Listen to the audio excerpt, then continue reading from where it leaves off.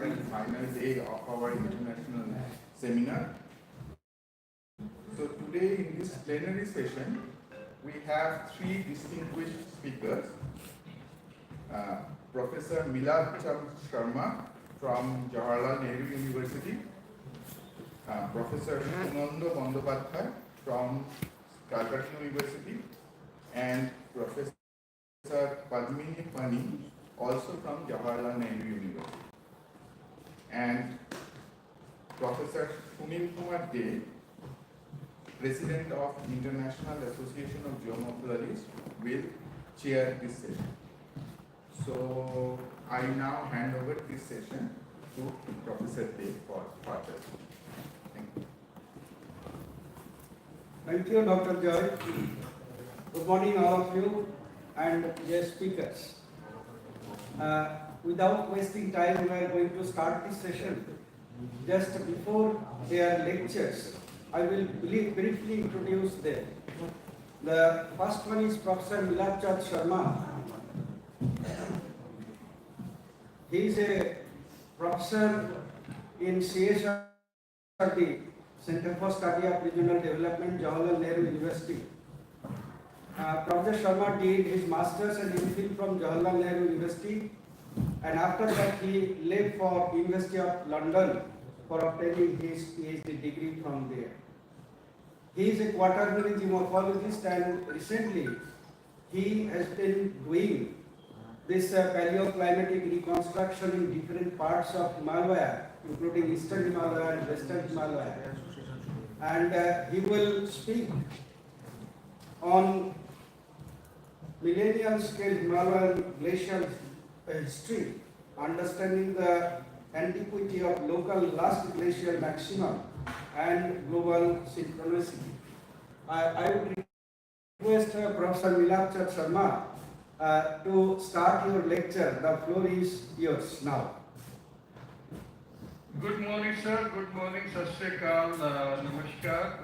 I'm extremely sorry that I couldn't make it physically to the conference, but I was very keen until the day before that I'll make it because of the personal problems I could. So, without wasting time, as we all are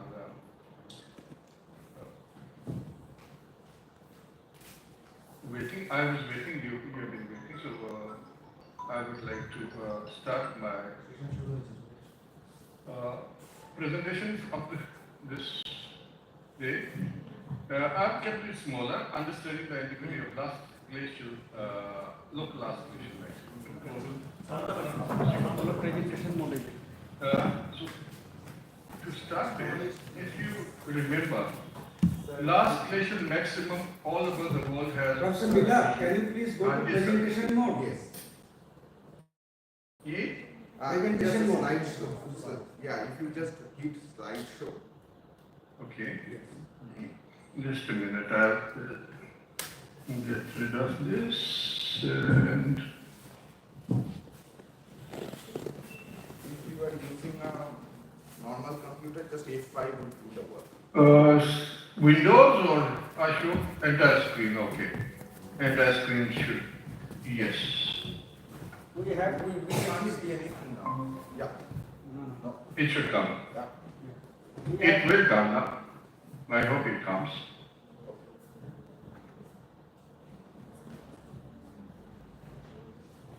Oh, yeah. Then go to, yes. It's there, huh? Yeah, we have 16 to 17 minutes time. Okay, sir.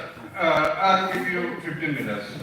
I won't go beyond 15 minutes. So, to understand why I started my work to look at the chronology of the Himalayan glaciers, it's not that, I conclude today. We started as a normal practice of looking at when this happened and how we correlated with the last glacial maximum of the Western world. So whether we have regional component here, regional control on glaciations in the world, in the mountain systems, or is it similar to the global climate change, what we say? So that was what we started with, thinking that initially we thought that it was absolutely similar to what happened in Europe and America, those 4 phases of glaciation. But when we tried looking at the chronology, we find something very different.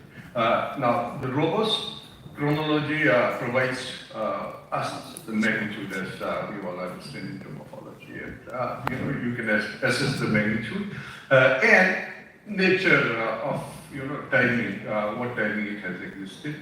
Topographic configuration definitely is important here, because our slopes are larger, slopes are steeper, and processes, post-glacial processes are so fast, so rapid that they leave nothing behind.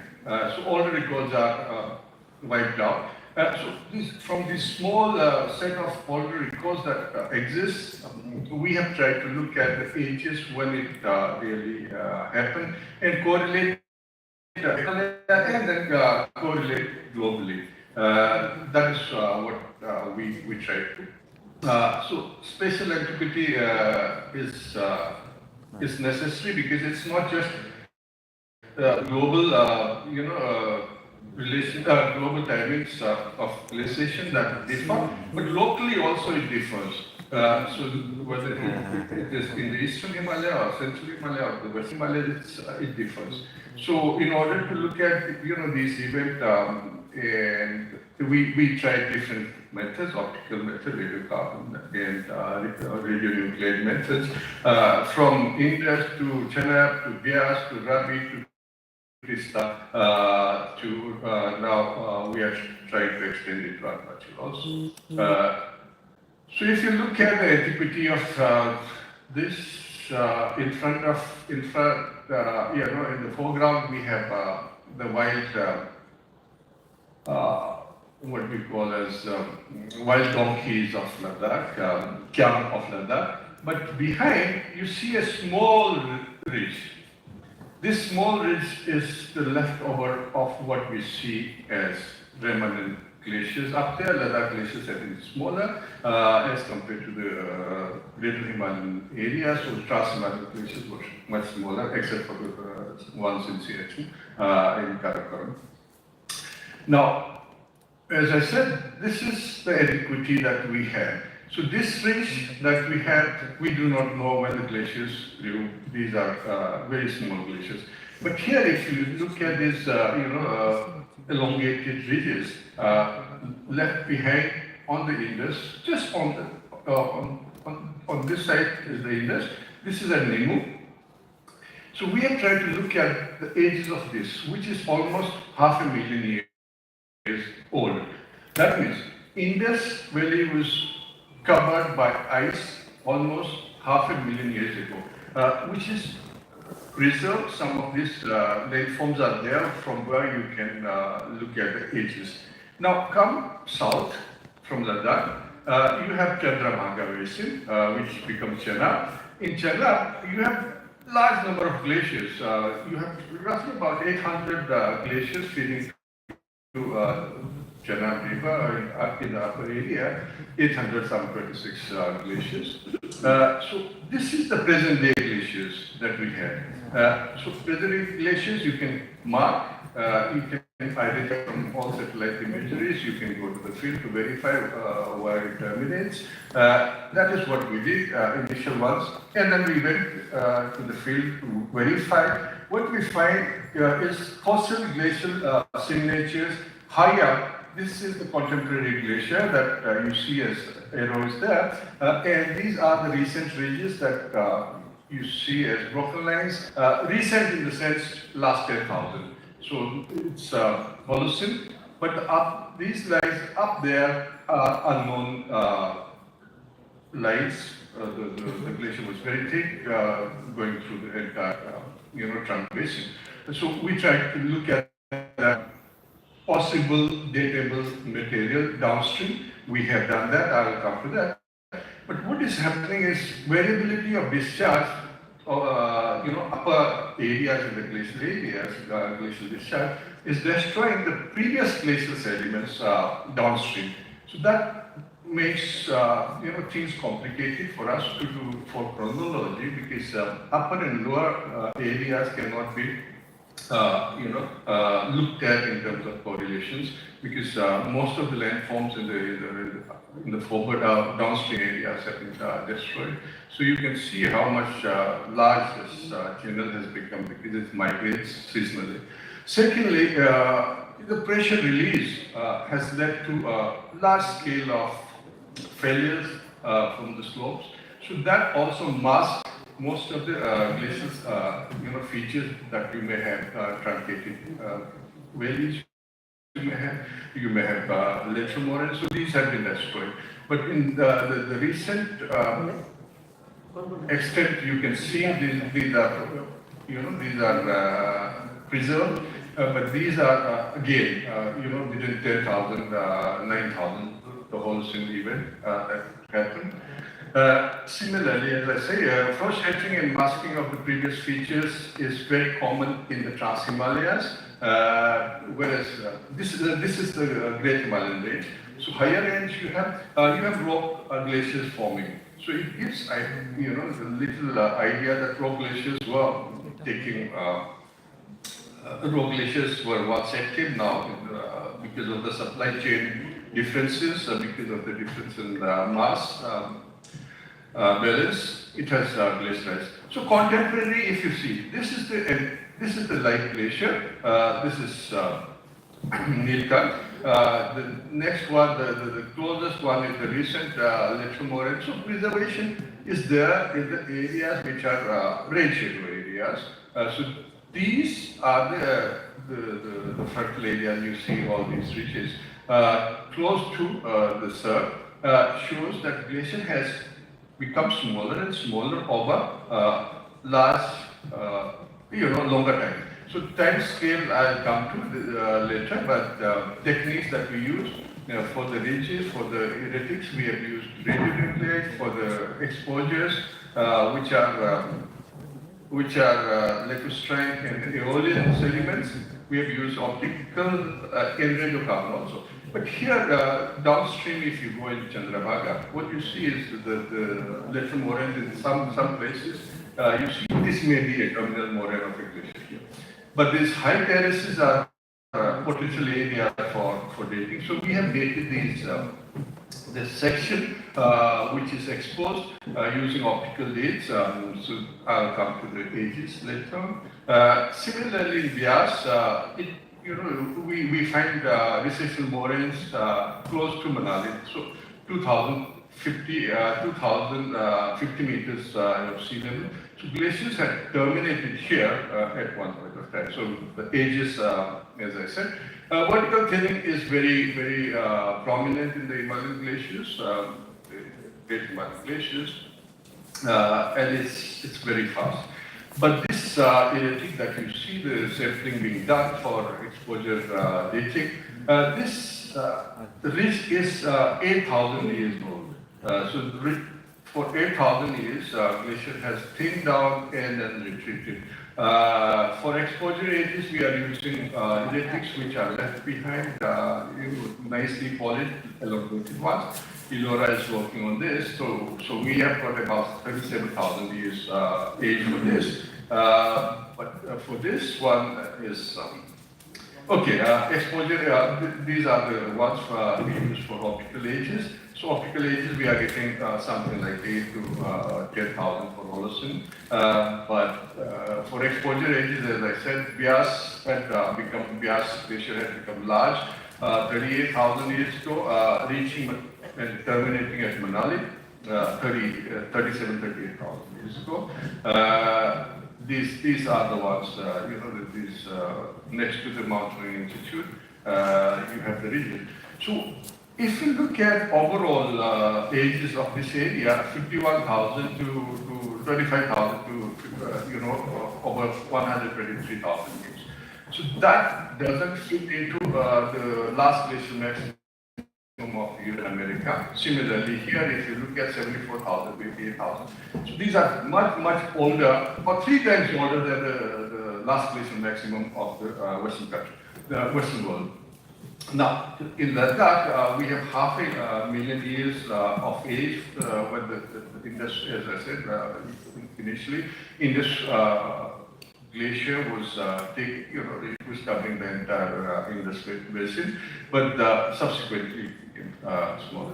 Now, to look from past to present, 80,000 years ago, this is what we had. 9,000 years ago, as I said, Holocene, again we have smaller expansions, lacustrine deposits, lacustrine sediments are shown you. These are the lacustrine sediments that happen only because of this expansion. So lakes were formed. Presently, we have this very small cover. Now, entire Chandrabhaga Basin, if you look at this is what we had something like 85,000 years ago. So entire Chandrabhaga Basin up to 3,000 meters was covered by ice.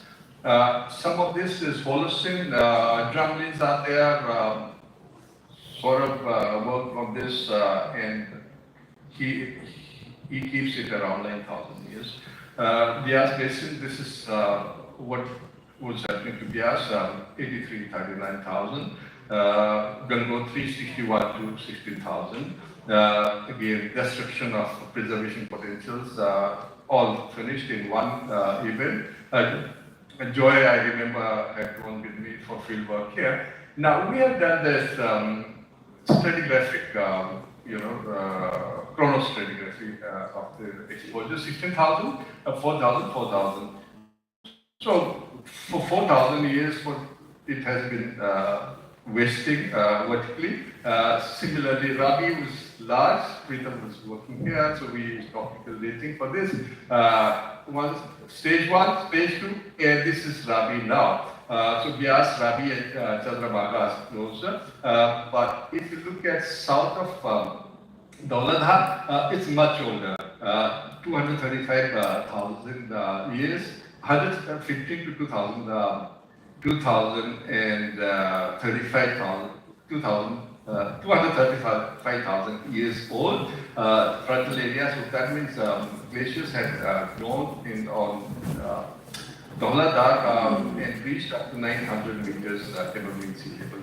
In the eastern area, Zemu, we tried to look at, I think Dheeraj was there in Zemu. So this ridge that we see coming down to Zema is dated as 18,000. But we need to look at, more dates for this 80,000. So this is much similar to what we see in the West. To conclude, let me conclude it. Each episode of glacial expansion lasts 500,000 years ago, half a million years. So many degrees smaller than the previous one. I've shown you 80,000 to 9,000 to the present. And the last maximum of the Himalayas is 3 times older than Americas and Europe. And we have proved it. We have defended it. We have proved it. So we say, last glacial, your last GM, we won't use, we will use, and then GM, local last glacial. The 500,000 terminology shows that the best preserved database sediments are somehow injected in the Trans-Himalayan area. Skarna Valley at 1,200 to 900 meters above sea level contains evidence of 250,000 years of glaciation expansion.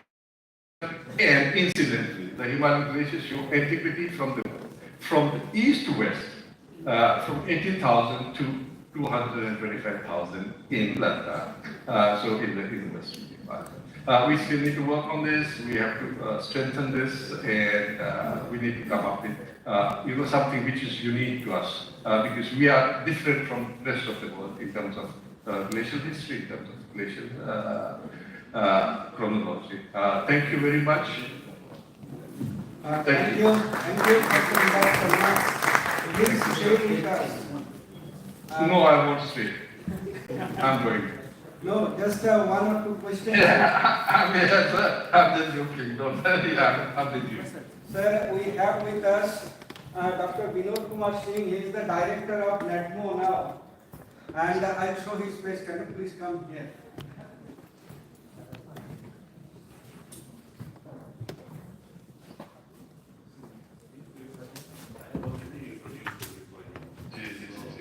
Once again, sir, thank you so much for delivering such a nice and informative lecture for us. Thank you. Right from the beginning, we are fond of you, sir. Thank you, sir. Thank you.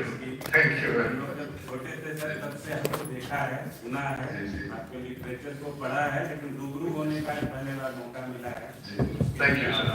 Thank you.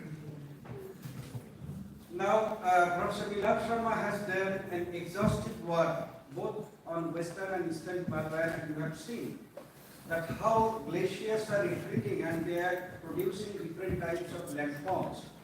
And the landforms are also being changed due to human intervention at the bottom part of the Himalayan zone. Now, he has done both based on the fieldwork, intensive fieldwork, as well as dating in his own laboratory and IUS. So, his presentation is open for discussion, specific one or two questions. Yes. We can take 5, sir. Thank you, sir, for this elaborative work and the tremendous job you have done. Because Thank you. we can understand that the volume of work that has been done. Now, sir, two specific questions. One, the first one is that how this can be related to climate change, or is there any evidence of climate change or retreat of Himalayan glaciers? And the second question is that how this dating can be correlated with each other so that we can get an evolutionary history of the region or section of the Himalaya. Thank you, sir. Thank you very much. As I have shown that, for last 9,000 years at least, what we are seeing is glaciers are vertically thinning and then retreating. It's not retreating, from the beginning, but initially it thins down and then retreats. So the history is after 9,000 episodes, from something like 6,000 to 4,000 was the hotter period when we had lost much of the glaciers in the Holocene. But what is happening now is we are losing vertically also. We are losing from the frontal area also of the glacier.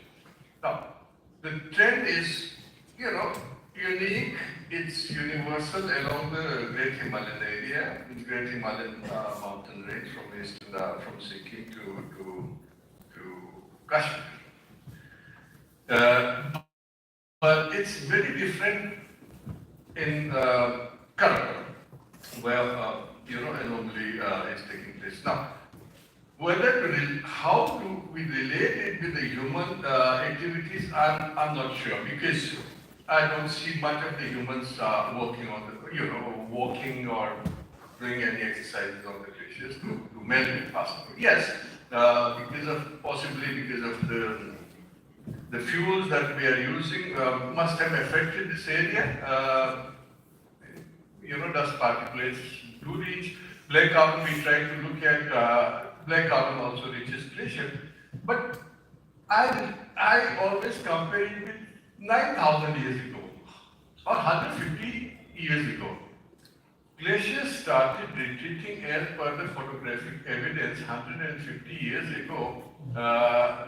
They had started already retreating. And there was no industry in India. There was, I think, hardly any industries in Asia as such 150 years ago. So to relate directly to the human activities is, I think it's too immature an idea. So I won't subscribe to this, but yes, black carbon is reaching now the glaciers, so black carbon leads to faster melting. So maybe the vertical thinning will be faster, but glaciers will still be sustained because of the altitude that we have. It's huge altitude, above 5,000 meters. You don't have rainfall. You have snowfall on this during summer months also.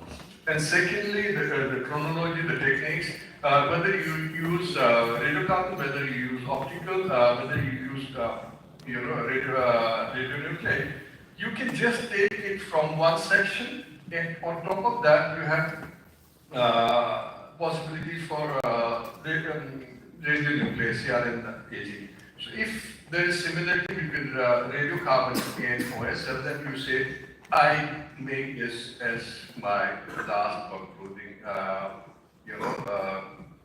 remark saying that they are very strongly correlated. So radiocarbon and optical can be correlated very nicely, but followed by the cosmogenic age when it comes to, when you are looking successively, cosmogenic will be the youngest ones on top of it. These are related, these can be related. Thank you. Okay, thank you, Professor Milap Sharma. If there is no other question, then we'll proceed for the next presentation.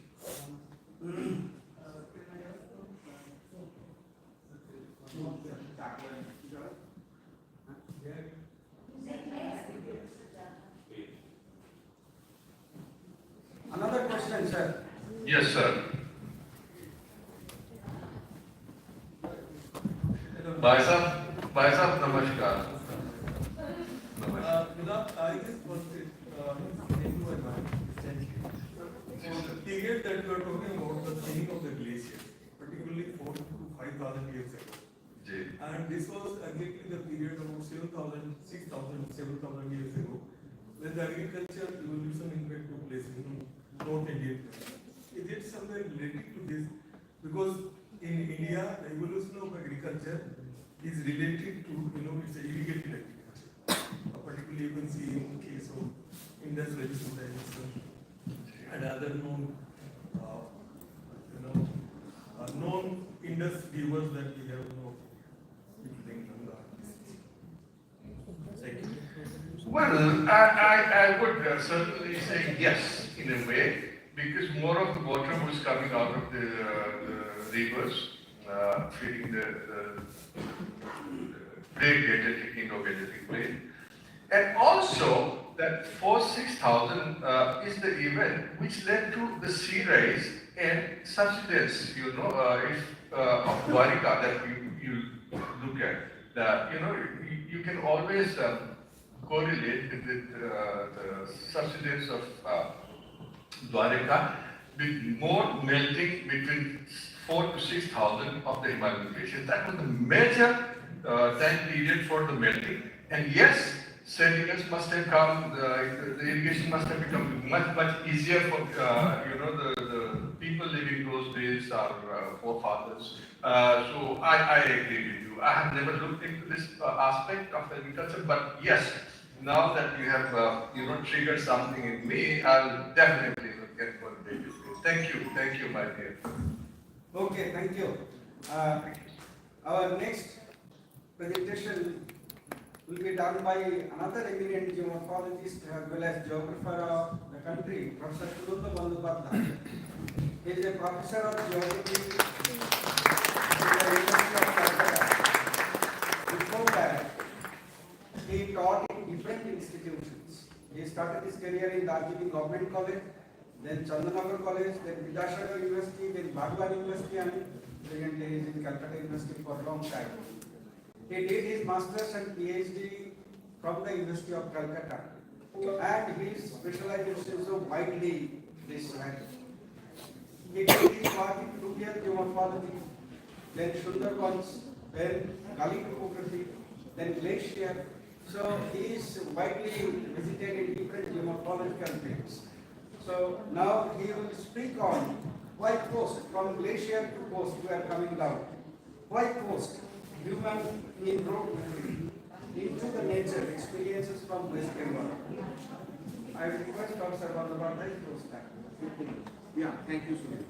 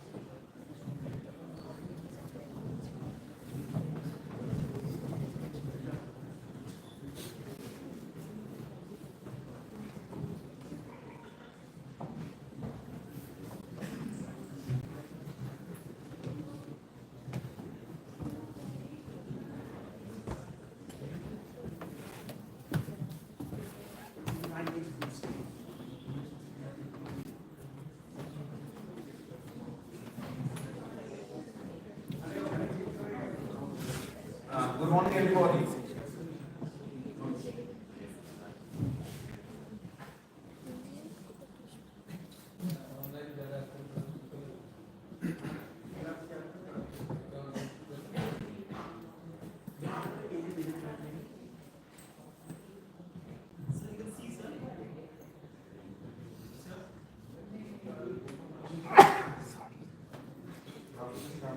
I can, yes. Absolutely. Okay, good morning once again. So, for the last 3 days, I would say last 2 days is the first session on the third day. We're listening a lot of, discussion on the development environment debate. And in my opinion, I think it will be also your opinion that these two things really, it's very difficult for these two things to coexist. Okay. Either we have nature, environment, pristine, or we have development. It is very difficult, management is all about striking balance, so it's very difficult to strike a balance between these two things. Now, what I intend to do, this is not although I was putting this session, my presentation is not really on geomorphology, it's on this thing, how it unfolded, this development and environment, or the human inroads in the nature and the nature itself, how it unfolded in 6 places in West Bengal. Now, who are the custodians of the environment? If you think in the terms of legality, it is definitely the government. Now, we would see that in these 6 places, very similar in setting, either geomorphic or geological setting, but how the same government acted very differently in different situations.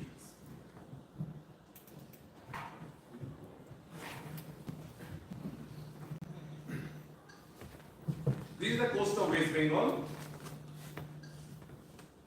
Sorry, I will have to read just a moment. Okay. On the west, we have the linearity of the Medinipur coast, which is basically a part of the Subarnarekha Delta, a wave-dominated delta. But on the other hand, you have the Sundarban coast. Now you see, here we have a linearity, but here it's a whole area because of the tidal channels that go into it. Here are the 6 places which I have picked up. 2 in the interior area of the Sundarban coast, exterior area of the Sundarban coast, and 1 area from the Subarnarekha coast. The linear distance, the curvilinear distance around 170 kilometers here, and here we see at a place called Morijhapi, we have refugees coming and settling in an island. Government is up against it as it will go. Only 40 kilometers away, an entire mangrove forest is destroyed. Government is very fine with it. To the exterior, we have a place called Jongu Island, where the fishermen who were using this island are driven away from it. Just the side of it, we have the Bokhari and Mondagoni, where the government is very fine with what is happening. Let us start with this origin.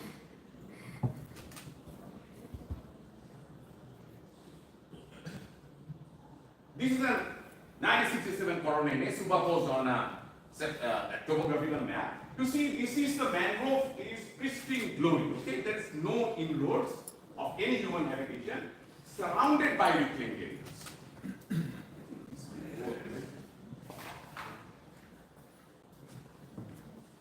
Yeah, surrounded by reclaimed areas. So see, this is the time you know, in 1967. Then again, you have this in 2010. Again, mangrove, nothing is there, nothing has changed. But between this 1967 and 1910, lot of things happened.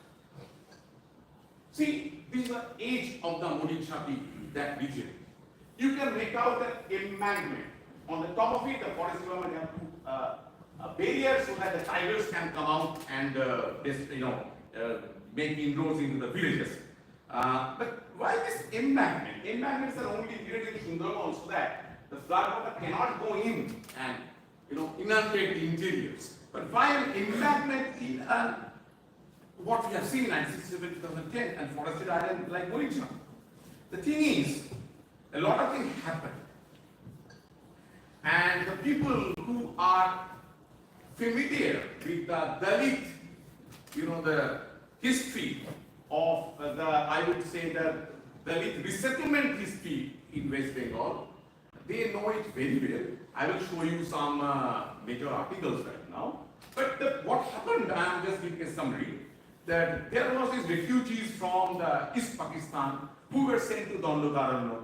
And after the left front government came into power in 1977, then they thought that Dondokarano was a place which is very unfamiliar with the West Bengal or the Bengal landscape. So they thought they now can come back, and like the reserve forests were, at one time they were not reserve forests, they were reclaimed, and they can reclaim those forests still. And so they started coming from 1978 and up to 79.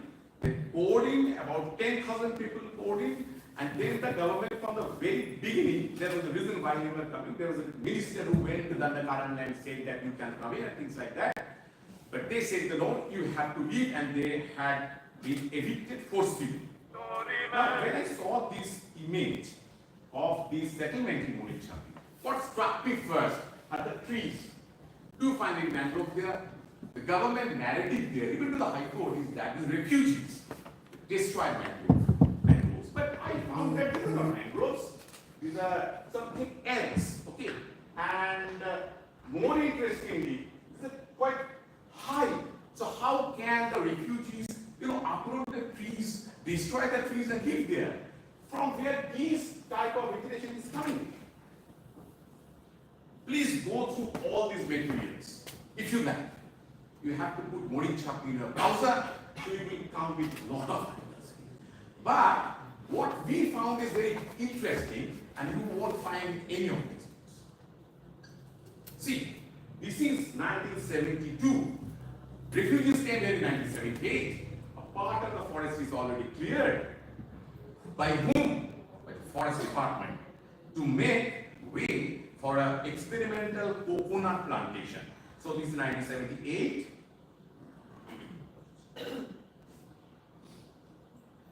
Sorry, this is 1972.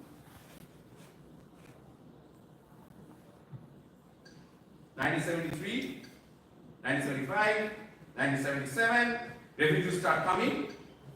1978, refugees start to leave. And what we find is that the most of the area cleared by the forest department itself, okay, not by the refugees, but still they are made responsible for it and they are driven away.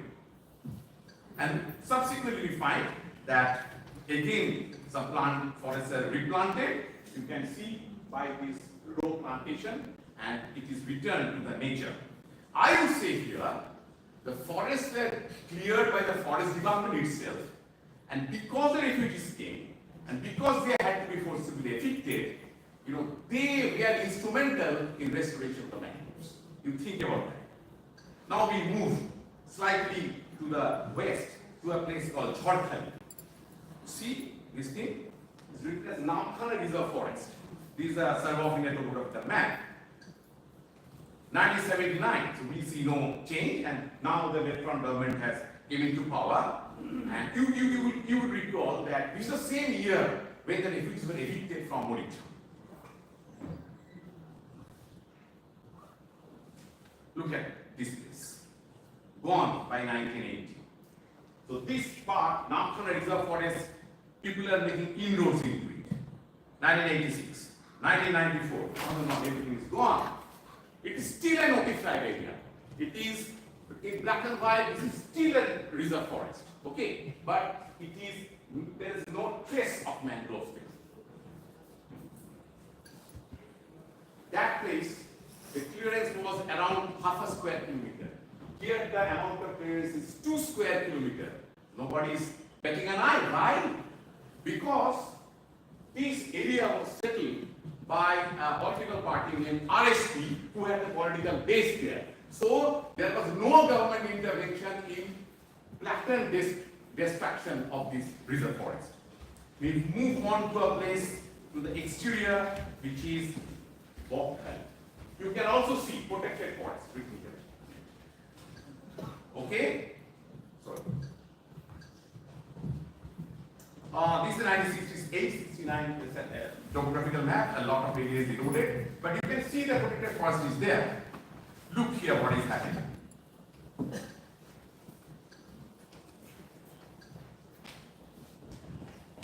So 144 acres are lost to an aquaculture farm, which really there is no legal provision of making an aquaculture farm. This is not what would I say, an informal aquaculture farm made by the villagers, but by a company called the Sundarban Aquatics.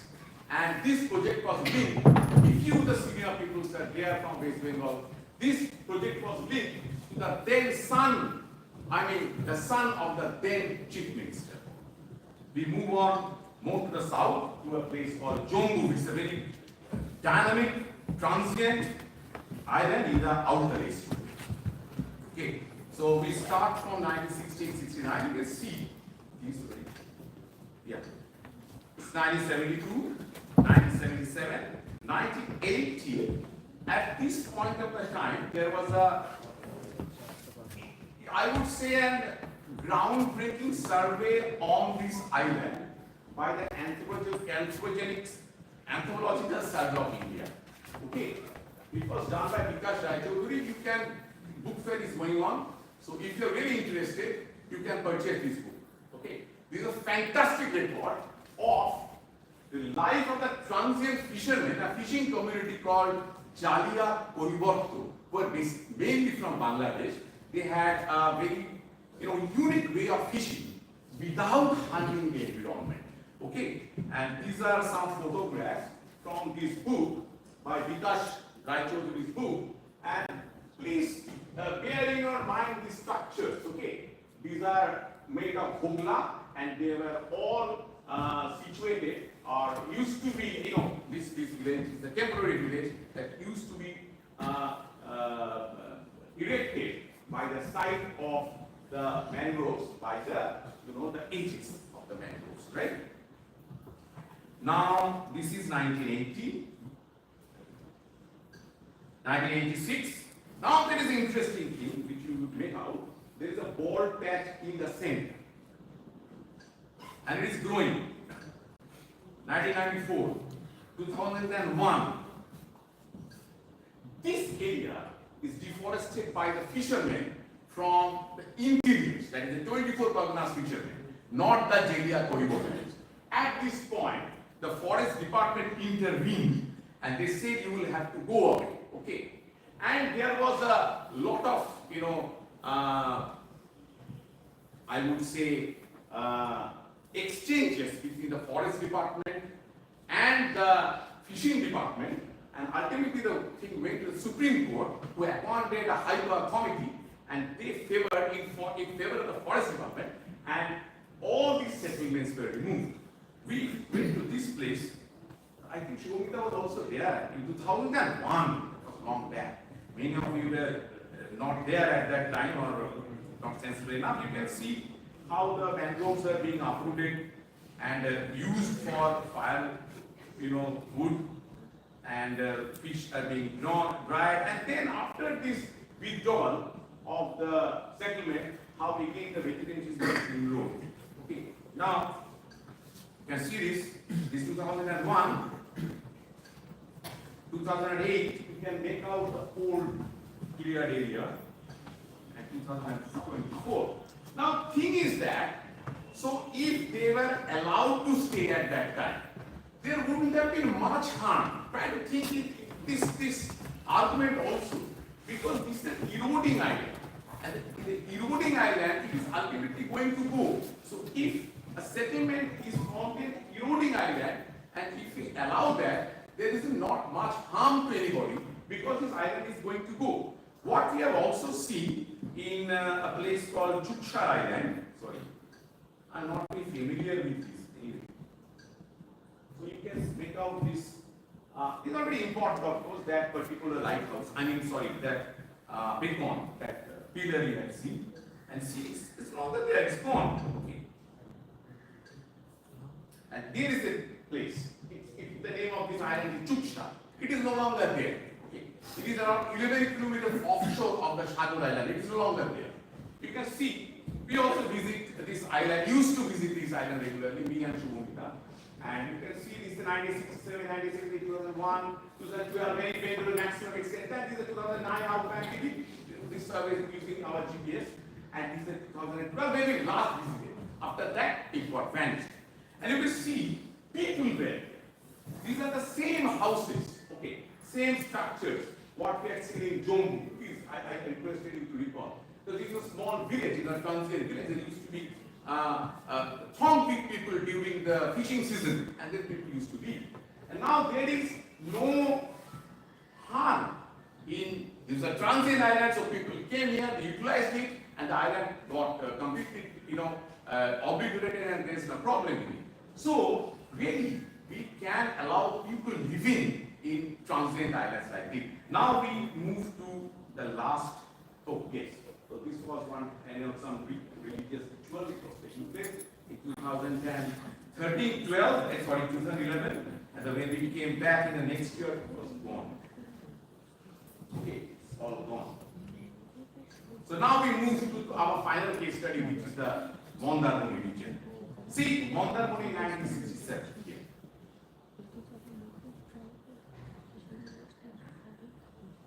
No development. Only, I wouldn't say no development. There are some agricultural fields, and this is sand making zone, which used to be called the Bengal Salt Factory. It is no longer there. And you can see some sporadic hutments, and all are sands. Okay. The same thing was there in 2001, when we again made a survey of this region first time.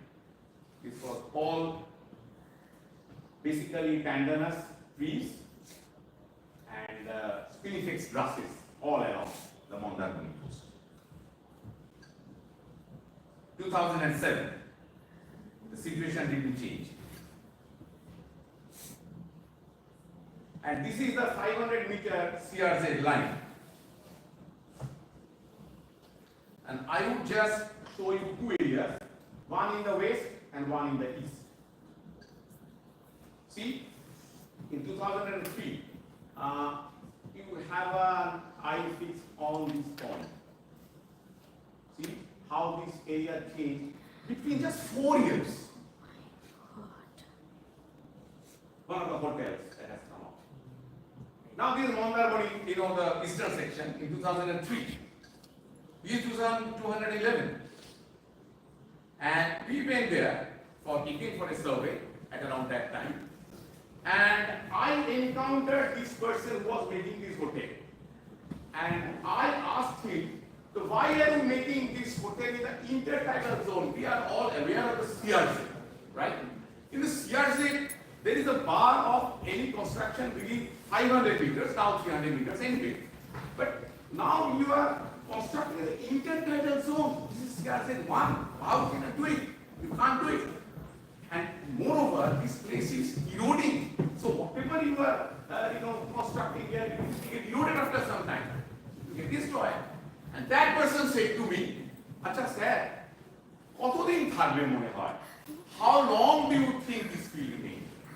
And I said, "Well, 2-3 years maybe." And he said, "Tatein hoye." Means, if it stays for 2 to 3 years, you will get the money back and let it go to the sea, no problem. And see, I will show this. They have got their money back. Right? And so this is happening. People are advertised, these hotels advertising in such a way that আপনি ঘরে বসে সৌন্দর্য ঢেউয়ের মজা নিন। Means when there is high tide, water will go in and you don't have to come out. It's just like this coral island where you see, this pathways formed in cliff down. Sorry. So what we see here is a nutshell. So, in spite of several environmental, I mean, there are a lot of environmental safeguards, legal safeguards that prevent the environment from degrading. But if the law-making agencies, of course, they are controlled by the government. If they are given free hand, they can control. But if the government says, no, these are our own people, these are our own interests, and they won't be disturbed, okay?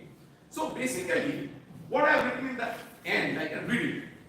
The governments of this country, all governments, state government, central government, all, run with a narrow political and economic agenda, which acts strikingly different in similar situations, based on the nature and elegance of the stakeholders, which should be one word, stakeholders to the government in power. Thank you.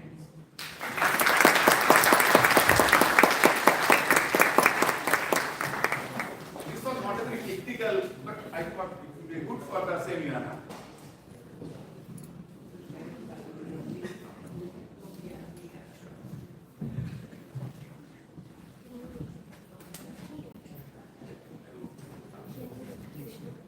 Thank you, Professor Bandyopadhyay, for your beautiful presentation on this human and nature interaction.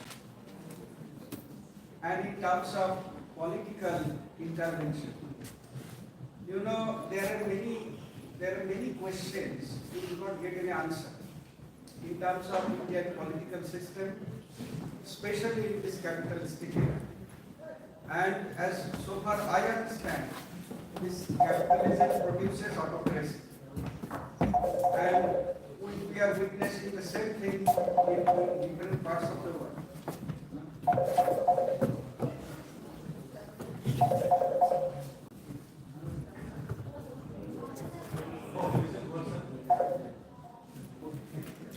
Okay, so he has shown this Dandakarno and some other places which is controversial. Yeah, Maurice Jabi, which was controversial once upon a time. And we got some chance to visit those areas also. You are right. But many of the leaders afterwards, they repented for this at the same time also. But as I told, that capitalism produces autocracy. When there is autocratic ruler, there is no repayment for anything. So anyway, the presentation is open for discussion if you have one or two specific questions. Yes, sir. Thank you for this nice presentation. Actually, recently I have visited Chairperson area. There is a village there. Yes. You might be aware of that. I have shown in the map also that area. So I have stayed there for 2 days. Actually, I am looking for the mapping of indigenous language. Indigenous people. He is walking, sir. So I tried to look who are living actually there. So I found that the majority of the people living in that village are from scheduled castes, more than 78%, and 15% are from scheduled castes. And the rest of the people are from other castes. So after coming back from the direct observation, I saw the census data, what is the demographic, what is the behavior of the demographic. So I saw that from 1991 to 2001, only 15% had increased in data. This is the reason. And between 2001 and 11, there is a significant, substantial increase.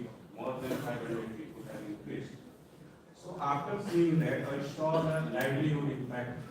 What we were talking, how mine groups are destroying, from where they are getting livelihood. So I saw the occupational structure, whether it is shrinking or it is constant. So still people are doing cultivation, what you have shown in the form of that the form, water form, they are developing and cultivating pieces. And they are engaged in the agricultural practice. Agriculture too. Yeah, yes, and the important finding is that more than 15% people are engaged in other activities also. So my question is that if we are looking in these very classic environmental factors, we have to consider the people, those who are living in that area, how they are sustaining, what they are dependent on the livelihood, and what is government is doing. Most important thing is that. So without interconnectedness of the people and the environment, that will be insignificant because we have to anyway develop the policy. And third one is that I want to learn from you that how cartography is going to help to keep all these interconnected relationships so that government can see the direct result from that data. So, very briefly, this what I have presented because basically is not on the how or what the people are living out of the land, but only the fact that they are making inroads into nature, and sometimes they are prevented, and sometimes they are not. Okay, so that is the main point of us. Of course, those people who are living there, as we have already found out, how they are living, that we have already found out. And the thing is that how cartography can help. So that is what I have shown. Yes. Right. So actually, basically, it is an eye-opener, how the things are being done. And nowadays, in today's world, you really can't hide anything.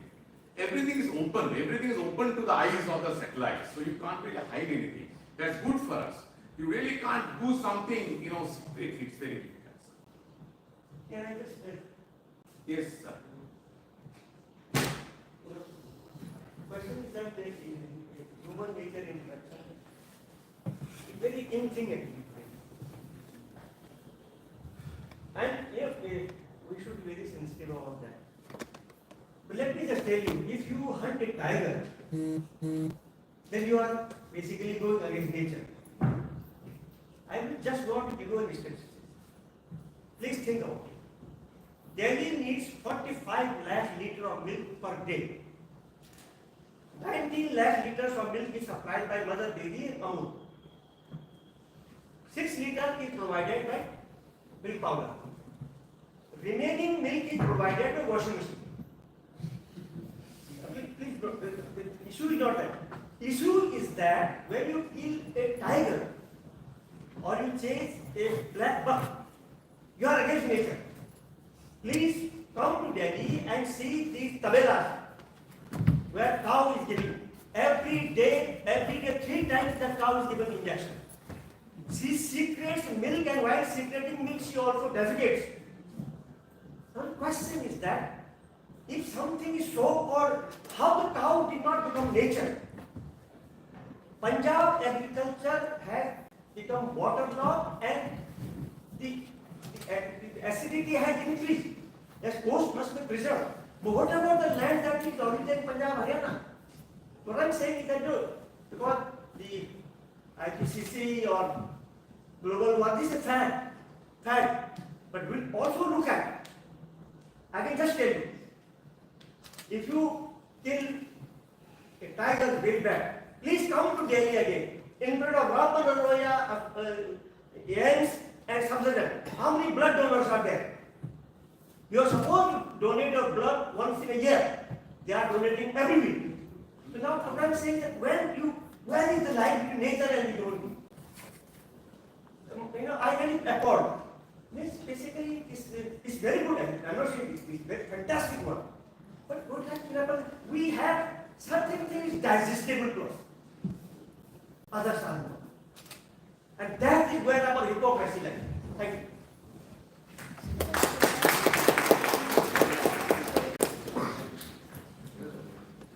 One clarification.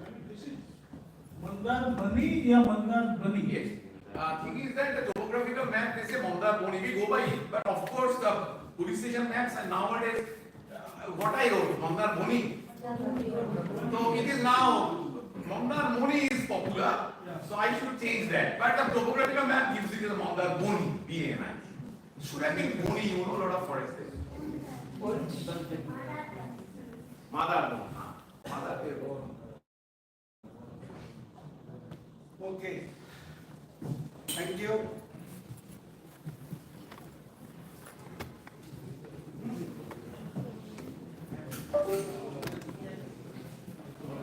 Our third speaker is Professor Pani. She is a geomorphologist.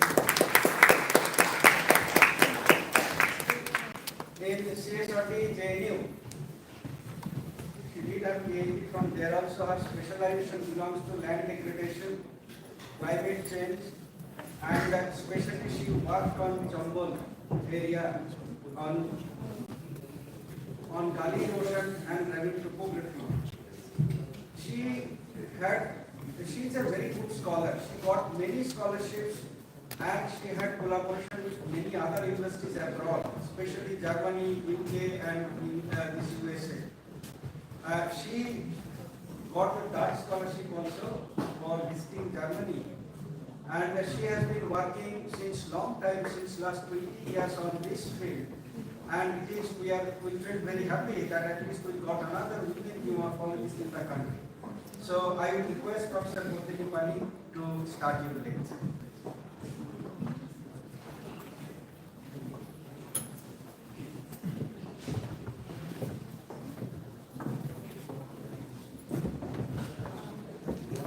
Good afternoon, everybody.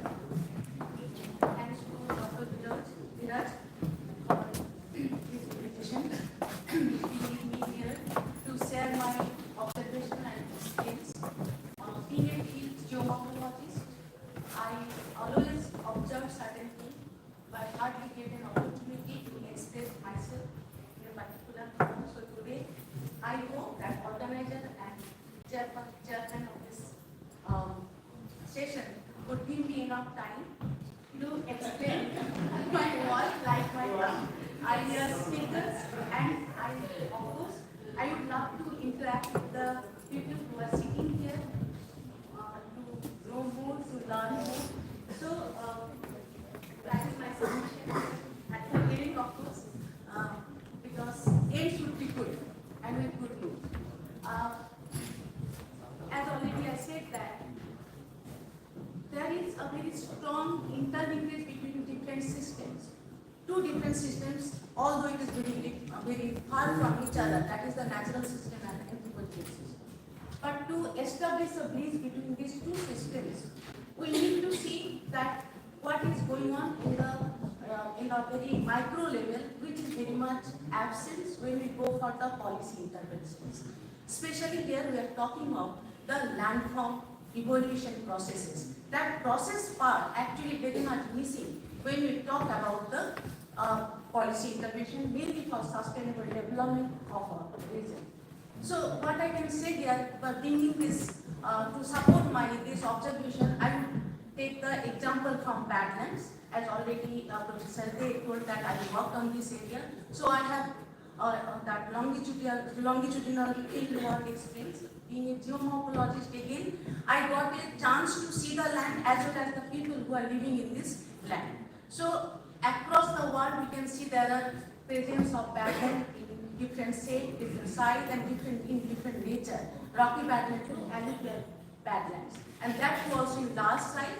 But if we leave those lands, because those lands are very unique, their process is also very unique. But if we leave those lands isolated, then there is no problem. Nature has its own way of dealing the system. But the complexities come when it comes to the place where there is cohabited with the human being. And that cohabitants actually bring lots of complexities in terms of the process, in terms of the sustainability, and at the end of the day, that is called that the sustainable development of the region. So, if we go back to that alluvium types of badland, then we can see that alluvium badland always form in the fertile land. So there is always, we can see there is it is very populated. So densely populated means there is again conflict between the land and human being, and at the same time the nature of the area is very vulnerable, very sensitive, and most of the cases we can see that there is a very strong human-centric geomorphological processes which create certain kind of landform which is not much sustainable and creates lots of issues in the area. But we often forget that such kind of landform actually offers a very unique ecosystem. Mainly if you go back to our own country, the largest badland of Chambal, you can see that there are many examples vis-a-vis that unique ecosystem is existing here. So, and one more thing, we can say that it creates not only inaccessible area, ruggedity, but at the same time, if you see that photograph, then the ravine itself offers a kind of barrier to the river system for preventing further high degree of floods. So that is the positive note of it. And always in our human-centric approaches towards such kind of land is considered that it is not fertile, not productive, and it is not suitable for many other purposes. So we consider this land is called bad land. But if we go back, then we can see that of course they have some reasons to say this. If we take the ground example of our own area, that Chambal region, then we can see that the small piece of master land is encroached by the gully head encroachment, and they are forced to do agriculture practice on the slope of the area. But interestingly, we can see wherever this kind of problem, people have certain kind of resilience to deal with this problem. So here also they have done this, and by this immediate photographs, actually very thought-provoking photographs to know that how in large scale there is land leveling using machineries. So what we can say, that is the recent example of last 10 years. So to know it more, the first question comes to everyone's mind that is it sustainable, because here we are reaching with the system, natural system. So one example, one small newspaper cutting I would like to show here. Although I am talking of the landform which is more than lifespan, but I am not explaining that when it is formed, but only I will take consideration that within the lifespan how it is changing. So this paper cutting is a very good example before us. It is published, it came up during August 2021. That in Bhim district, suddenly people got panic. In one fine morning, they discovered there is a close to half kilometer of that crack developed in their fertile agricultural land. So that again brought lots of speculation. So then that time that collector contacted to the nearby geology people from that university, and they contacted me also, and then all of we went there, and we have found that there is no such remnant ravines present in that area, but it's a gully. So that is the question brought before us, that how sustainable it is. Although there is no such, even in memory of in that there of the villagers and the people of this region, that they had any sorts of that coexistence with the ravine. So it was again very interesting. So we tried to understand that what was there. So I need to bring the little history of the ravine. If we go back to pre-Mughal time, and I have found one beautiful article written by historian Irfan Habib that agrarian system during Mughal period, and beautifully it is written that time also the land was very much unproductive, and when that revenue officers used to go to collect the revenue from this very land, the people used to take hideout in the ravines, because the land was very unproductive, but they don't have any option other than going back to that bihar. But at the same time, this bihar actually contributing some kind of vegetation, which is the only source of vegetation in this land. So that's why local people call it jungle, and bihar jungle. So we need to understand that the entire ecological condition of the area. So to understand this situation, we just trying to find out that why, how, where, and how much or how less. But ultimately, what is the ultimate result of the such kind of that mitigation process, which is already being adopted by the government, by the locals, and even in individual level. Because I have to take here a little bit of that land lease system. During 1990 to 1942, during British time, we have seen that there was they also tried to plat this land. So for this they just created a committee.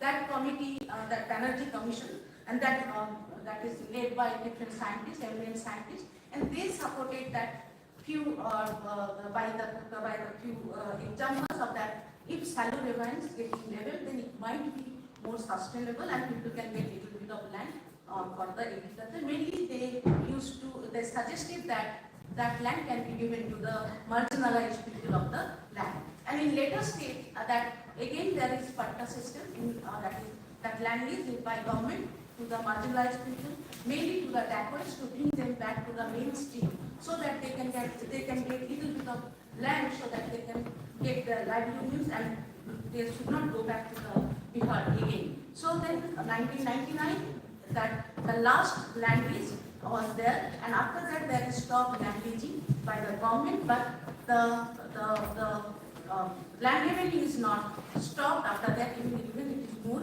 in a higher rate. So that's why we did experiment of this particular area, that what kind of mitigation measures are going on, mainly the land leveling, because this is the most choicest the mitigation measures of the people of this land. So they go for the land leveling in different way. But our data, we just tried to understand from 1971 to 2018, although it is very cumbersome process, because the fallow land, barren land, ravine land, and gully land, wider gully land giving same kind of reflection. So remote sensing data is not much useful for this, but still we try to do it, and even we incorporate many of the secondary data as well as our field intervention also helped us to prepare this land leveling, to create that land leveling history.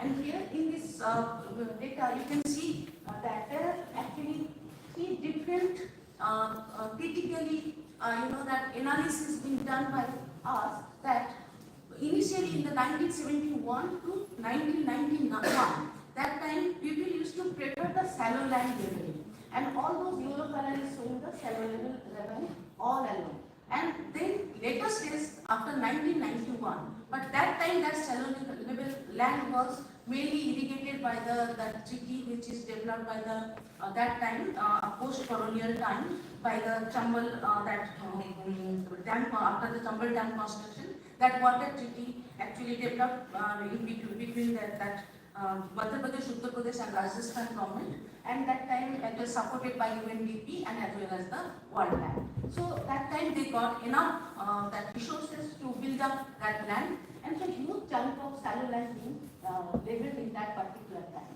And but if you see here that the A and C is again very interesting story. It is completely changed over time, mainly by after 1991 to 2006. People started encroaching to the moderately level land, moderately ravine land, which is more than 15 meters in depth. So you can understand, but there is interesting story how that space actually provides them that particular, that leveling support, that this is the irrigation canal. So all along that moderately deep ravine being leveled by the people during this period.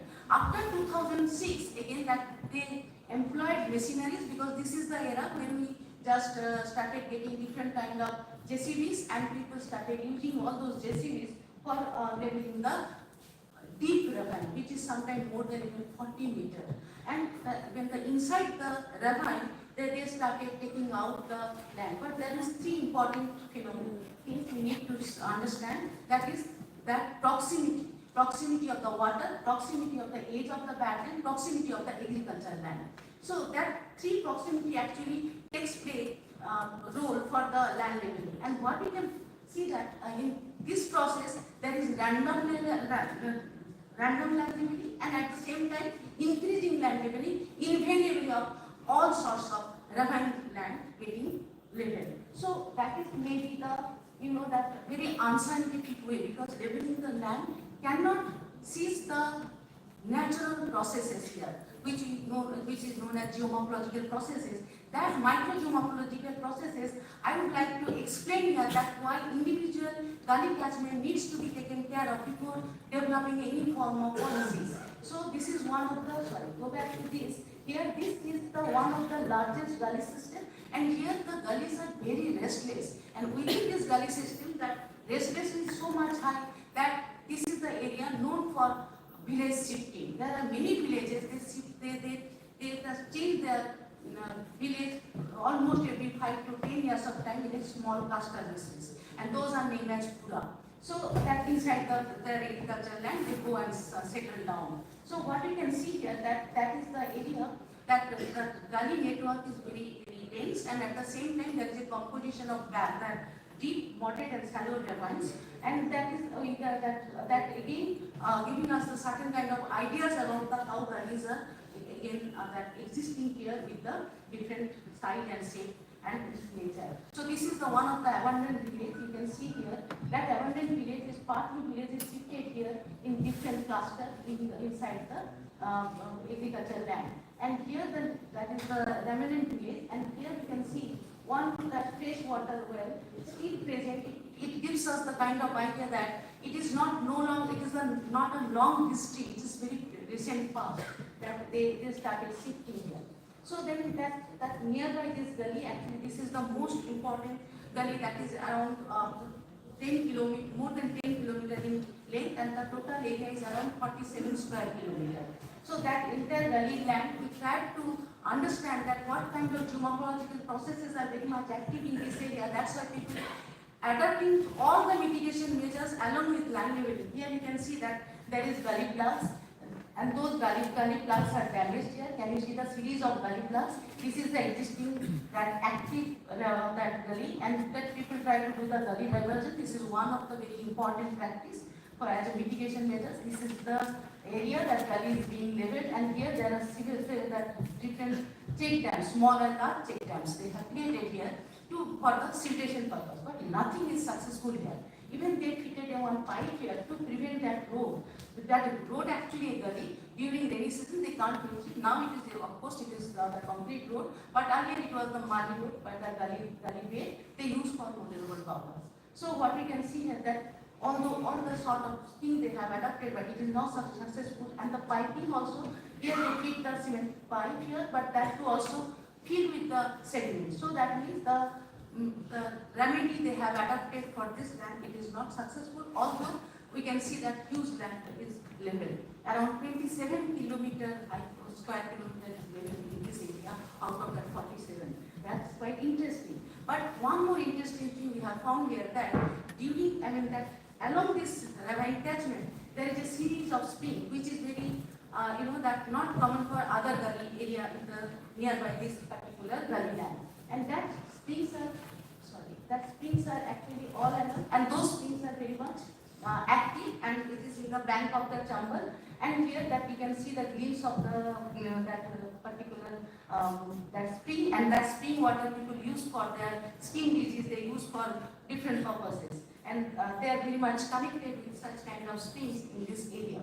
But and at the same time, the same gully, you can see that encroachment of the headward, and that is, and this is another site that is actually started. It's the beginning, and later on it also developed this kind of gully bed and joined in later stage. That is 3 feet deep in this area and it goes to the gully land. So here we try to analyze that why it is happening and try to bring the theory of the process geomorphology of this kind of activities. Mainly here, the two things we have observed. One is the thing is that is there is maybe spring sapping is very active because of the permeable and non-permeable presence of layer. The top of the layer is banded sandstone and the bottom of the layer is sirbu shale, which is very impermeable. But at the same time, here there is a part of that stolatomatic, that laminated limestone also present in the bank of the river. So that also creates the space to coming out the water which is accumulated between this the permeable and non-permeable zone, and that accumulated water actually coming out to different fissures, and at the same time in the limestone area by the reaction with the calcium carbonate, and all we know that chemical reaction in weathering processes. So that later stage, you can see that here also again that model called that infiltration overland and excessive overland flow. Here also we can apply the concept here that as the presence of silty bank, which is very much impermeable, but allow the water to flow down. But the shale again here very calcitic in nature, so we can found there are nodules, so which allows water to coming down again. So very interesting composition of geomorphological process here we have observed So it developed lots of piping, and all those pipings after a point of time collapsed and developed full-fledged that gullies system here and small reefs also sometimes. But when there is impermeable layer and permeable layer, so what you can find that water in accumulation and flowing down on the gully bed, and what is there is the accumulation in the base of the conquer pan area, and there is again the weathering process takes place, and presence of limestone, again there is a dissolution process which is actually enhance the hydraulic conductivity of the base of this kind of the tunnels or maybe in the collapse that gully area. So that promotes certain kind of gully headward increasing in the upslope area. So that might be the cause for the reactivation of gully in this particular gully catchment, where people are much more into the land erosion processes.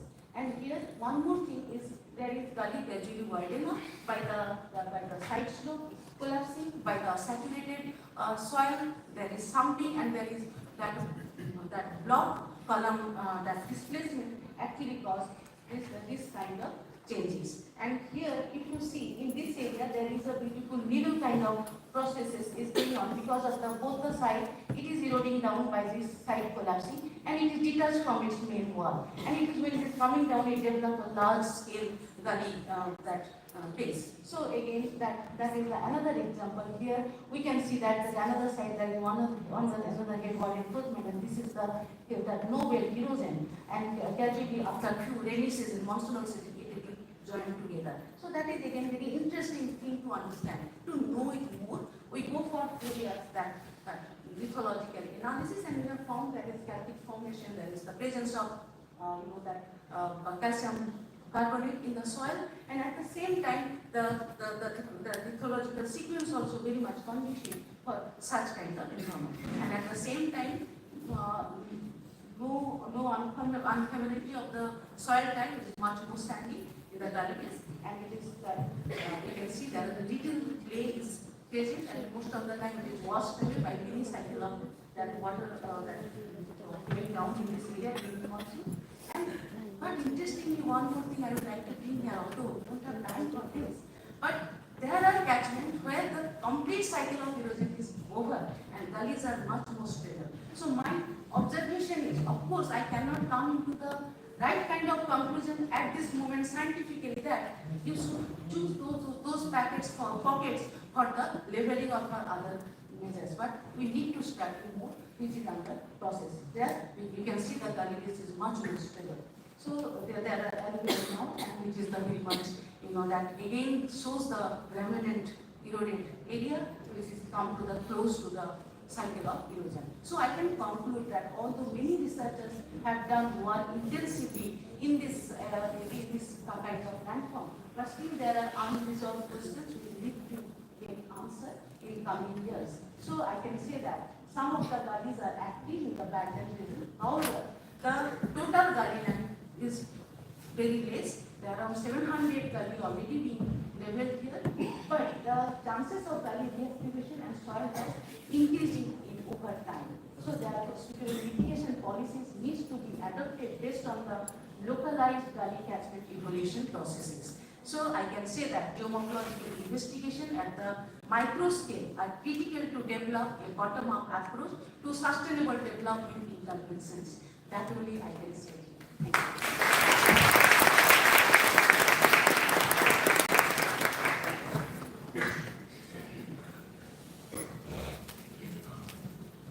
It is quite common that geomorphic change into human activities is much faster than any other natural process. And Professor Kodini Pani has beautifully shown this thing in Chambol Badland area. And if you have any specific question, yes, one or two questions. I am hearing to Professor Pani since long. I can remember in Konakumari where you have presented, but it has advanced to a large extent in terms of research activities. The first point is why the file forming processes are not being included while looking at the badlands, because it is generally found that the wetlands or woodlands, whatever you call, because Alluvial wetlands, not rocky wetlands. yeah. Alluvial wetlands. Yes. Yes. So actually, what I have found that primarily the lateritic processes are associated with these kind of land, where pyrolysis and feralitization are the major processes which are operating, and the wetlands are not the result of runoff only, because it starts from underground. Then subsurface flow, and then it will collapse, and then the superficial process will start. And when it gets intensive, then it takes the form you have shown. Now, so when the question of leveling comes, then it may be a solution. In certain regions, it may be a solution that that it can happen, and the underground hydrological situation is also important. So, what are the major factors one should consider for finding a solution to this bad land? So that, because agriculture is no more possible, but there are many other land use we can see that can happen. So, what are the land use options we can have, and what are the factors that we want to look at so that we can find a proper solution? Yes, thank you very much for this question. Actually, it is utmost important for such kind of land where there is cohabitance with the people, because they need land after all. And ironically, there are more than 60% of people of this land is engaged in agriculture, so they need land.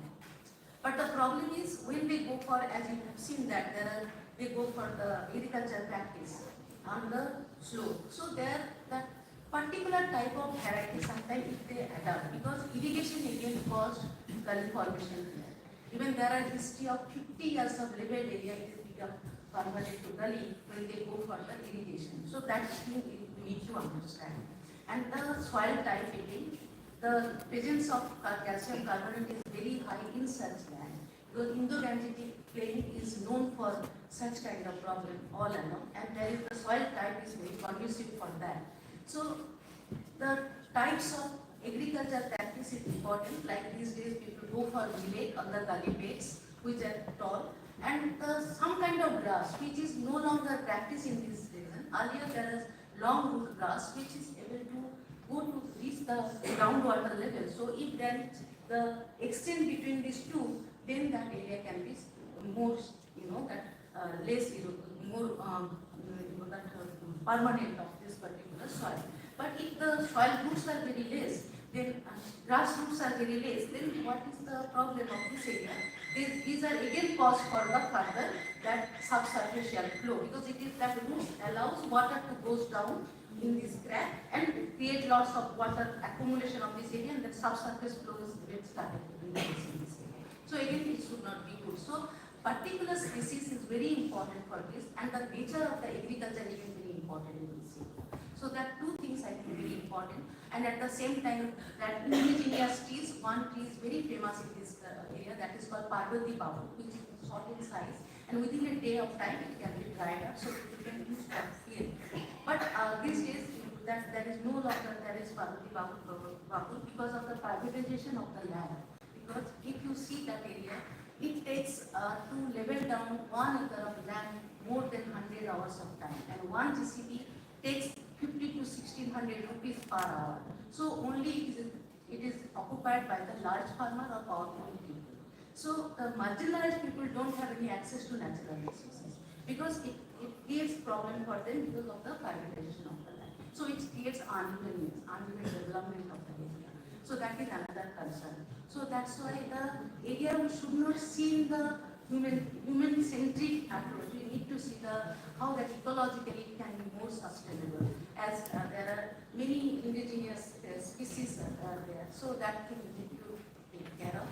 But at the same time, we cannot leave the land as it is, like that Canada or the Dakota or the US, they have treated their land the way cannot So that is the real challenge. So that's why I think such kind of micro investigation is required. But still, I think there are lots of questions which I am not able to answer at this moment.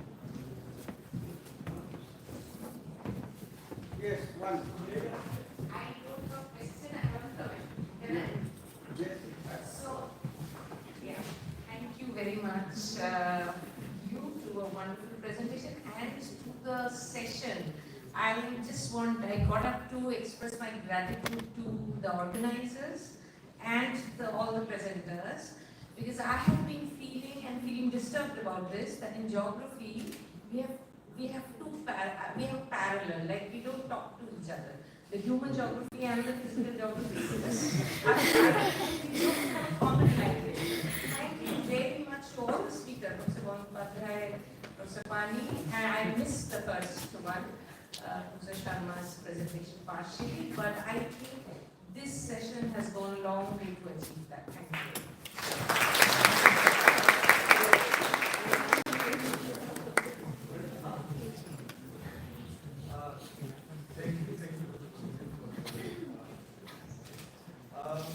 I just wanted to say that continuation to the I just want you to know that we have in this particular area irrigation or seasonal irrigation time that can also I don't know because there will be driving western Haryana and parts of Rajasthan also. It says no water. Yes, there is no such practice, but one experimentation site that is by the local agricultural college. They started doing this practice even for experimental purpose. I think it is a very good thing to adapt in this area so that irrigation can be, the irrigation problem of this land can be less, but people cannot afford in this land. So that is the problem. So I didn't see any land which is run by individual, there is any drip irrigation.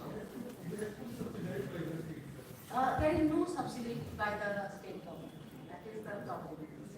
Yes. Very quickly. Hello, madam. I'm Shoro. Thank you for this presentation. I want to hear your expert opinion on the very issue that land system is basically a complex socio-ecological system where both human and environmental systems interact through land use. But the problem is the societal decisions on land use that are being made at a scale where the environmental systems are operating at a different scale. So how these two things can be incorporated to make this kind of land parcels, wetlands, whatever we call it, this wetlands of the land. So how these two things can be bring together to make it more sustainable? Yes, that's why that interdisciplinary Yes, approach I yes. think can deal with this problem. And that's why I said that natural system and anthropogenic system at the same time ecological system needs to make some bridge. And for this different people from different expertise, they can bring their understanding together to build such kind of fragile and systems. Yes. Anybody else? Very specific.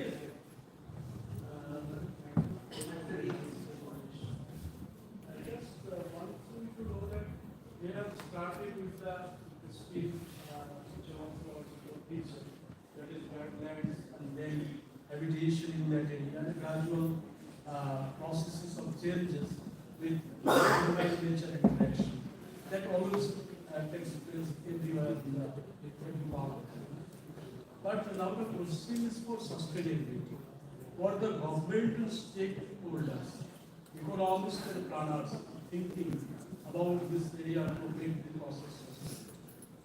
First, we have to change the definition of development, because every development cannot become in terms of economic development.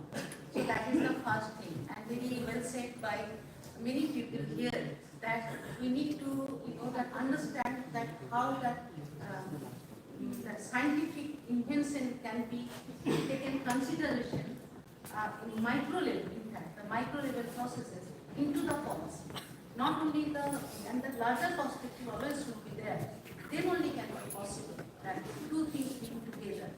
In development always at the cost of something, that we have to understand. So what should be the minimized cost? That part we have to find out. So it's a, that very broad question to answer. I think many of us can contribute together to respond to your question. Yes,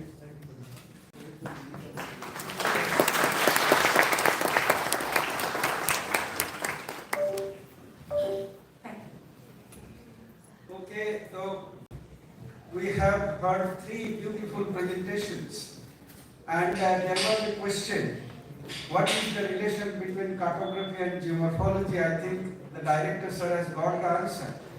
Each and every presentation shown their cartographic techniques. Not only this, sir, I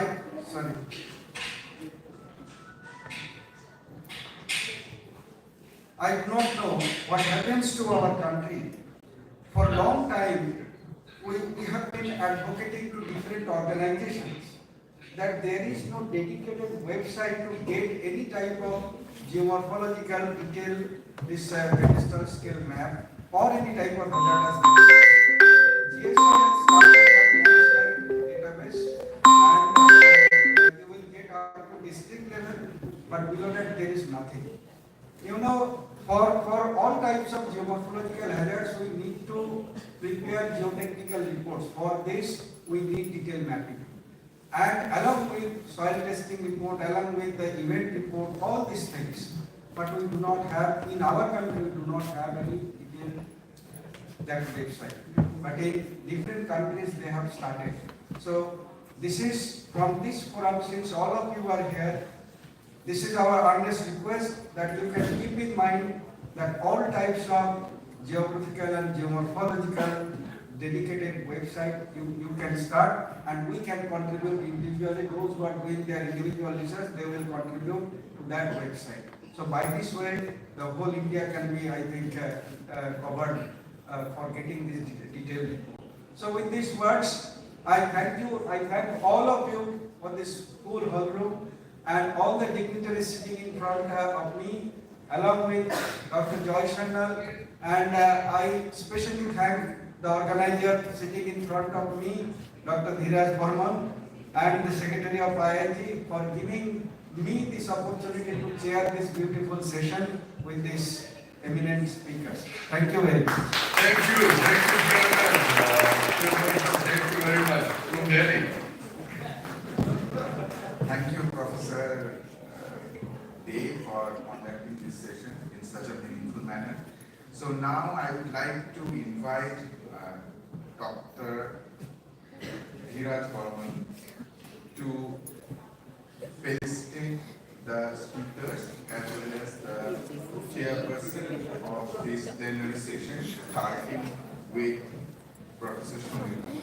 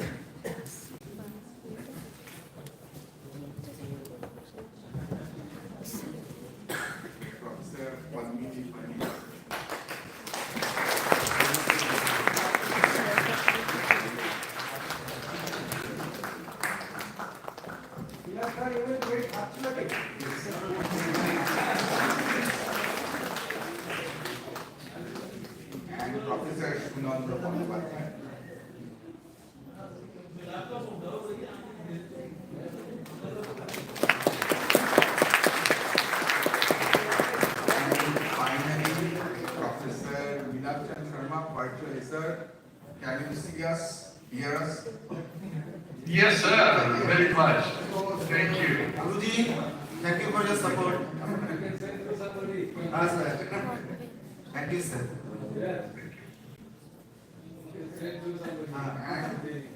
say the mementos and this rope with Professor Mandu. Thank you, thank you. Thank you for being here. So we conclude this session here. You can take a 5 minutes break and then the main technical sessions will start.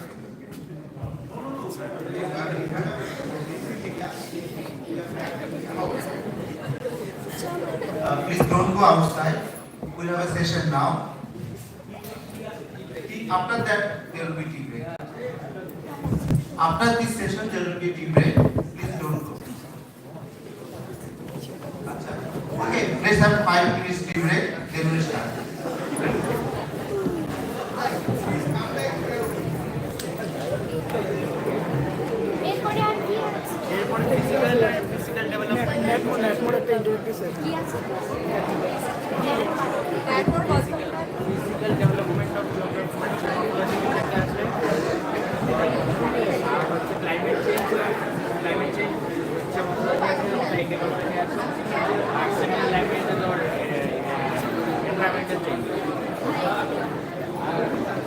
चलो bag रखो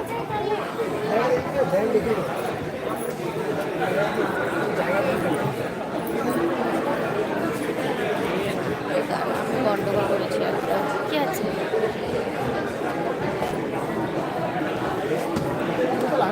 আরে না আরে এত কি তা তুই সরো সরো ভাই S23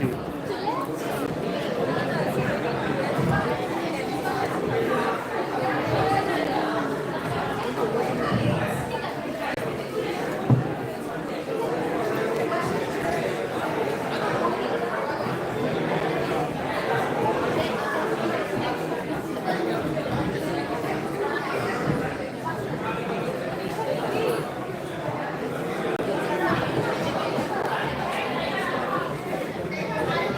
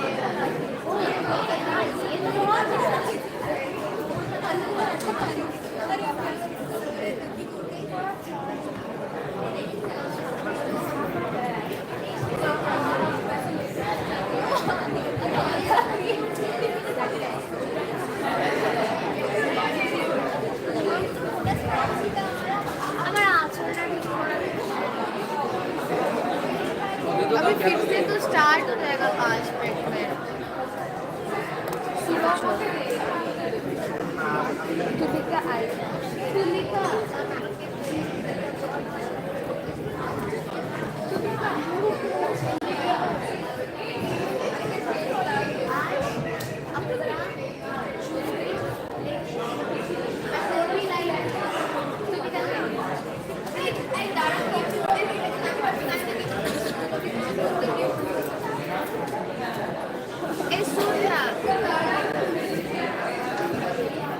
मुझे ये नहीं मिला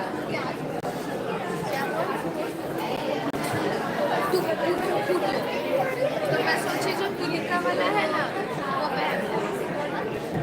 अरे नहीं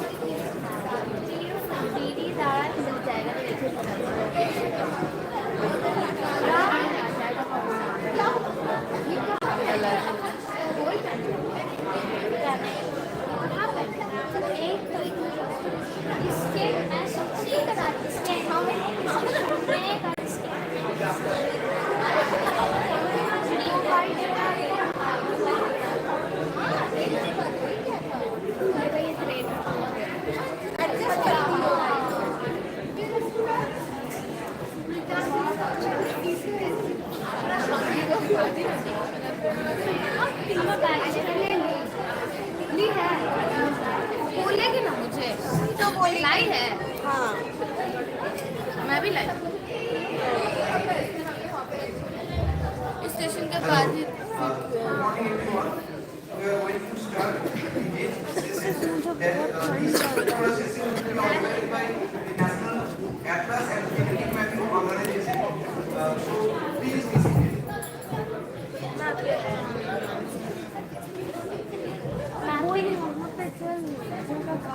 मैपिंग का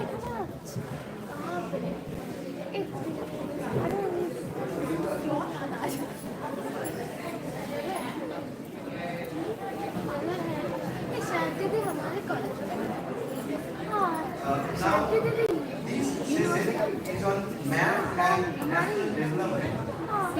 As we know that national has a long connection with geography since its foundation in 1956 by Professor the role of map and national development. We cannot discard it apart from the other organization, which is a vital thing of the government of India and serving as a pillar stone for the planning, development, and we are looking near future geographical determination of this particular organization. One important announcement here, that is, this particular session is not like the technical sessions. This will be all about the organization, what are the what they are currently doing, etc. Therefore, and for this particular session, we have 4 participants from that particular organization, NAFO, and before starting, we would like to introduce our chairperson for this particular session, Professor Ravindra G. Jayabai, who is the right now serving the Department of Geography, Savitri Bhai Pune University. SAT is specialized in urban geography, in tourism geography, in environmental geography, and working in various dimensions in geography. SAT is also the president of this IIT, and I am handing over the chair for this session to respected chairperson, Professor Ravindra G. Jayabai, to conduct this session.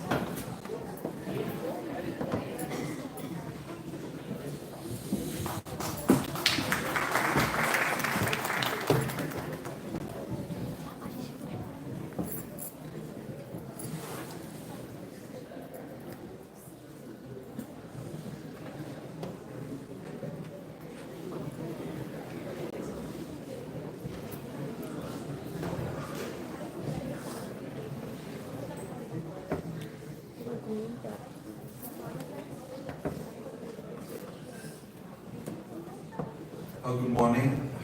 So already for this session is we are 1 hour delay. It's supposed to start by the 10:50, but now it is now 11:50. So this, without wasting the time, I think we are very much eager to listen about and know about the NATMO. So this special session is organized by the National Atlas and Thematic Mapping Organization, and the theme is the map and the national development. So I request Swagata Chacharji Madam to introduce the NATMO, and we'll start the presentation. There are the 4 presenters. One is Lipika Khamaru, then Swagata Chacharji, then Dr. Subhashish Sutradhar, and Dr. Sanjeev Kumar Sinha. So we have the time of 30 minutes. So maybe 7 to 8 minutes each presenter can share their information about the NATMO. And okay, please.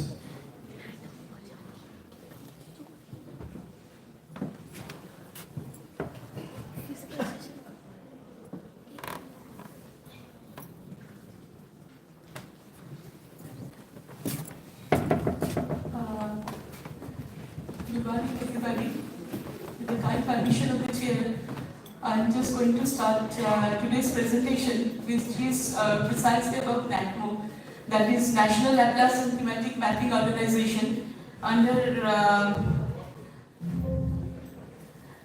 Department of Science and Technology, Ministry of Science and Technology, Government of India. Actually, our Serve of India and NATMO, these are the nation's not only premium but the only 2 mapping organization.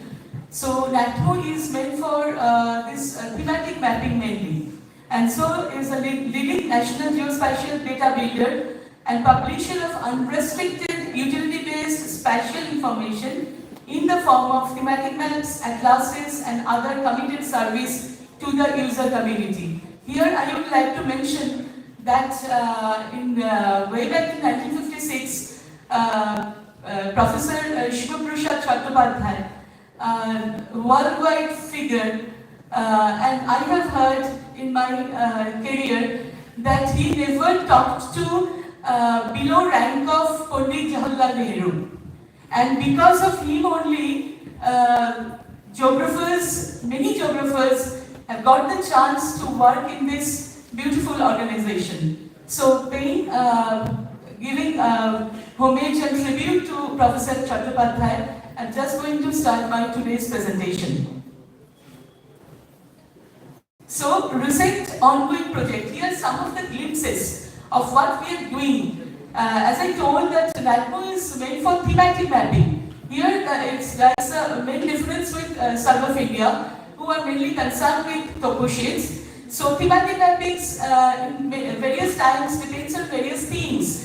And when we are talking about geospatial technology, so lots of money, manpower, all things are involved. But it is for whom? It is for the societal development. So, thematic maps, I'm just coming to the next slide, and this is NATMO theme maps. These are some of the glimpses. This is specially about scheduled tribe. So this scheduled tribe population, we have already this Tribal Atlas of India. It is not yet published, but it is completed. So specially able scheduled tribe, because they are, though we are just speaking as scheduled tribe, specially able, they have their some spatial capability which we do not have. So here in the map, I am not very sure that whether it is easily visible or not. So here we just try to show various aspects in the scheduled tribe population, specially able to be called scheduled tribe population. Indian Banking Service, and just because time is very limited, I will give chance to just the newcomers who have joined NATMO recently. They will elaborate. I'm just going very quickly whatever work we are doing in the recent times. So this is Indian Banking Service. Then parliamentary constituencies. Parliamentary constituencies here also, some states, Indian territories, they have scheduled tribe population. So these special pockets are restricted for the scheduled tribe population. So India Post. Though in recent recent times, India Postal Service has lose some of its previous importance because of internet, virtual media, cloud media, etc. But still, there is a lot of importance, lot of premium field where Indian Postal Service serve the nation.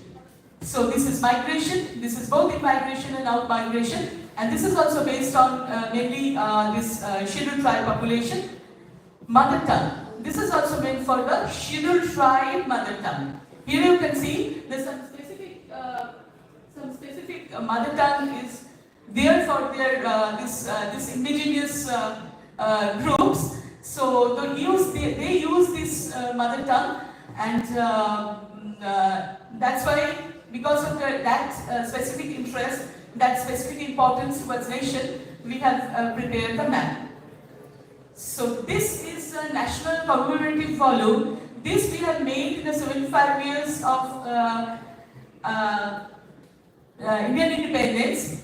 So there, the main objective was initially to show the progress and development from the independence or before independence till 1921-22.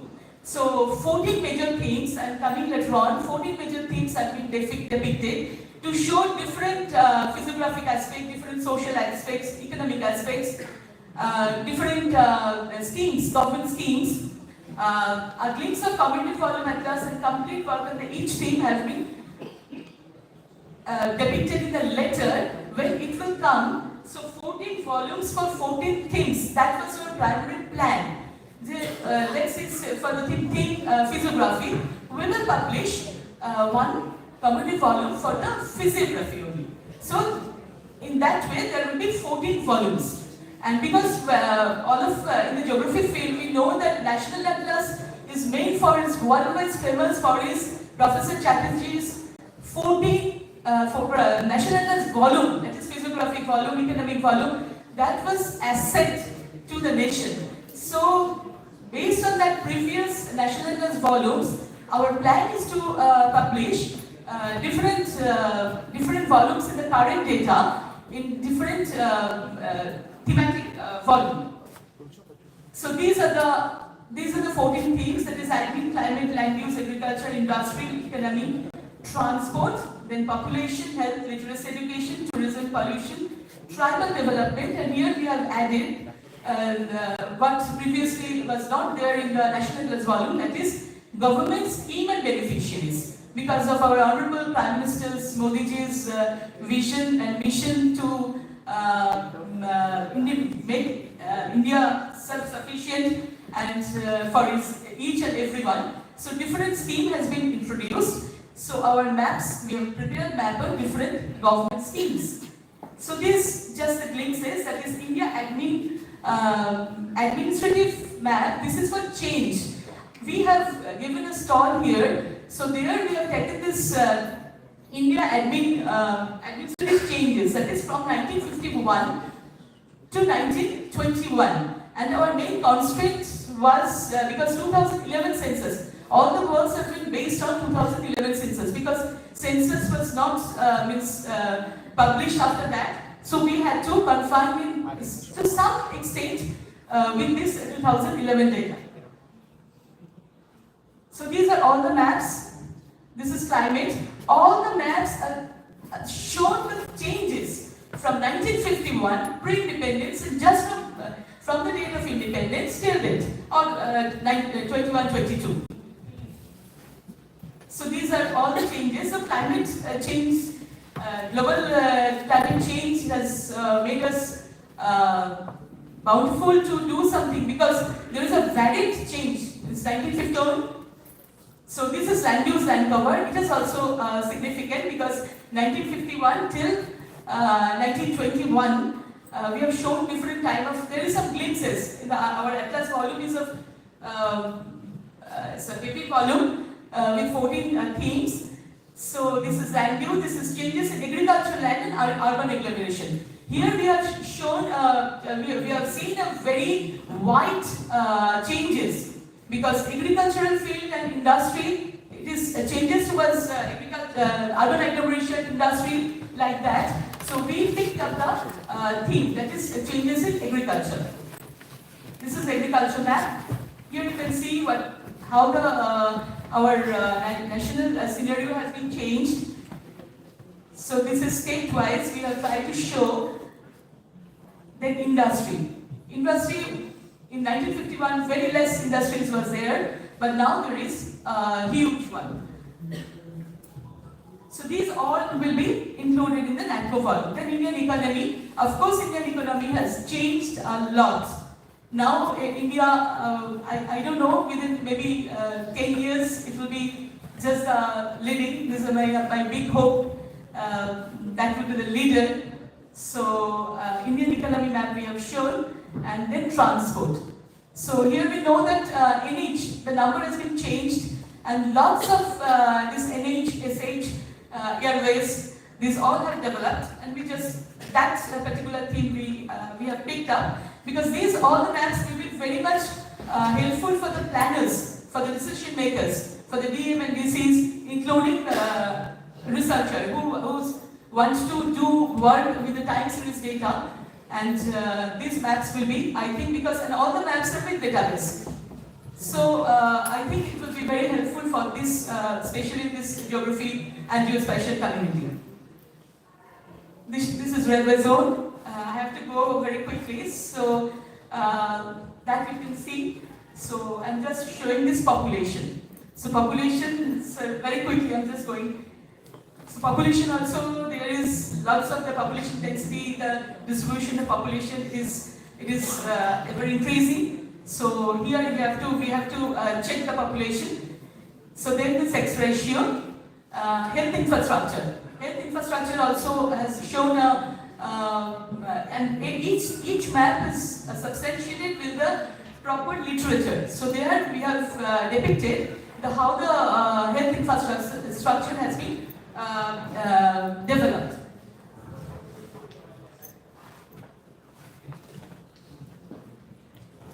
Then literacy education. Then tourism also. Tourism sector also we have developed a lot.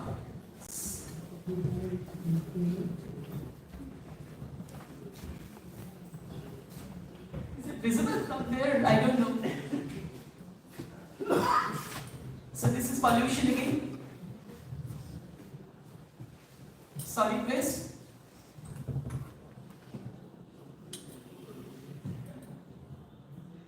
This is tribal development. In this map, I'm coming to the next project, that is tribal development of India.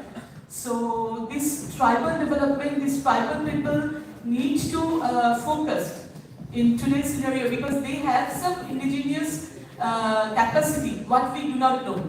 If we go by agricultural sector, their knowledge, we call it tribes, scheduled tribe, but they also has to, or we rather, has to take or give special opportunity to them so that they can contribute. Yes, sir? Yes, sir. So scheme and beneficiaries, then National School Atlas, that we all know. This is in our stall, this map, this thing is there. This would be our 6th edition. So this is meant for the school children or the college children.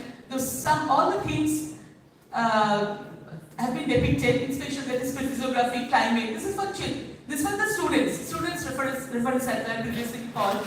And based on that, we are also in the pipeline of NCERT, based on the specific syllabus of NCERT. So these are the data source. It's very difficult to finish it, sir, within 5 minutes, but still I'm trying. So this is the content, just some of the maps of the students' atlas. Physical, agriculture, resource economy, demography, transport, other things. So all the maps, this is this size atlas. So environment, social condition, and this, I'm coming the next is the stripes of India and untraveled illustration. So this is yet to be published, but the work is completed. This is absolutely based on the tribal population, and it is a very elaborative work. this is A0 size paper size because various maps are there and it is very difficult to accommodate in smaller this size. So these are the content: general, demographic, infrastructure, society, culture. So these are the same way, different maps are there, but it's totally based on the scheduled tribe population. We have considered only the scheduled tribe data. So they will elaborate these things. Next speakers. So they are trying, and now this project is going on. That is River Basin Atlas project. So as we all know that NRC or virus, the river basin data is there. But our motto was to synchronize or mix up with the other things. That is the physiography.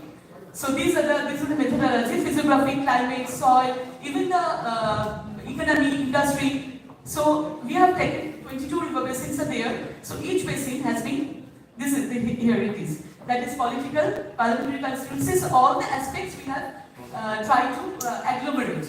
So taking river basin as the admin unit. So demographic, physical. So these are the major river basins. So 22 river basins are there, plus one because Ganga we have divided two. So this is just a glimpses, lower number river basins. So map will be in this form, the atlas will be in this form. So it will be a huge, voluminous. So we have, previously we have done some extra departmental work, some one or two. So NDRF, we all know that during Amphan, some few years back, they have approached our Indian director and we have done these maps for them because at that time we have worked night 12 o'clock. So just to prepare the maps, what are the shelter sites, what are the sites where they can, in a quick basis, quickest possible time, NDRF people can reach the place. So these maps we have done, and some Nodia, Southern Farganas, Northern Farganas, Howrah, Kolkata, that we have completed and given them, submitted them, and they were very happy and they told that we will in the near future, we will work together. And this is another work that is National Project on Aquifer Management, that is water stress district maps. Water stress map we have done. I do not know whether the work will proceed or not. They have given the data and we have prepared the maps as per our convention, because NATCO is an organization who is the source or who is the authority to prepare maps as per the conventional and today's geospatial scenario, geospatial method. So roadmap mandate to adopt new technologies tools for seamless mapping, that is very important, seamless mapping, to give emphasis on selecting themes of map atlases based on the need, requirement of academicians, researchers, administration and policymakers. To assess the option of indigenous low-cost map production, that is very important, low-cost map production. To go hand in hand with government thought process and implementation of welfare projects. To promote and strengthen R&D and training arena of NATCO. Whenever possible, with other department ministries and in a harmonious collaboration, what may be taken with signing MOU under the leadership of NATCO. To visualize the options for more revenue generations, because it was not a previous case where NATCO prepared maps and it was for societal benefit. But now we have to, at the same time, we have to earn revenue, and that is also for the nation, for the society, for the unprivileged class. So we have to make some provisions for the revenue generations. And any other activities entrusted by the government of India. And our director sir has joined in the last year, and he is focusing on, yesterday he was telling that now the scenario has been changed. So now it is not previous geographer. I am taking apology to the co-geographers because sir, because geography, it is geospatial. Whenever we are calling about this, it is GIS. it is GPS, it is remote sensing. So remote sensing is about the land. So there the route is there. That is a physiography, that is a land use. So that is through remote sensing, that is through satellite imagery. Again GPS, so coordinate system is required. So in the way, but just it is a renovation of the geography and we have to synchronize in that way. And here also included the national education policy. So that we have to also change, and the director is working on that aspect, and we are very much hopeful that with the academician, with the university, colleges, and the government of India, state government, all the state governments, NATCO will definitely work for the best their ability in near future. Thank you all.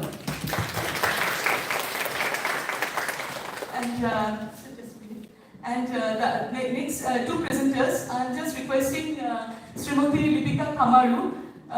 She will elaborate some of the work. Thank you, sir.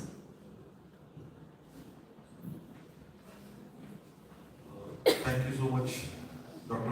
Swagata Chatterjee, for the very interesting lectures, very informative lectures, so get aware about the incredible contribution of the data. So next is the Lipika Kamaru.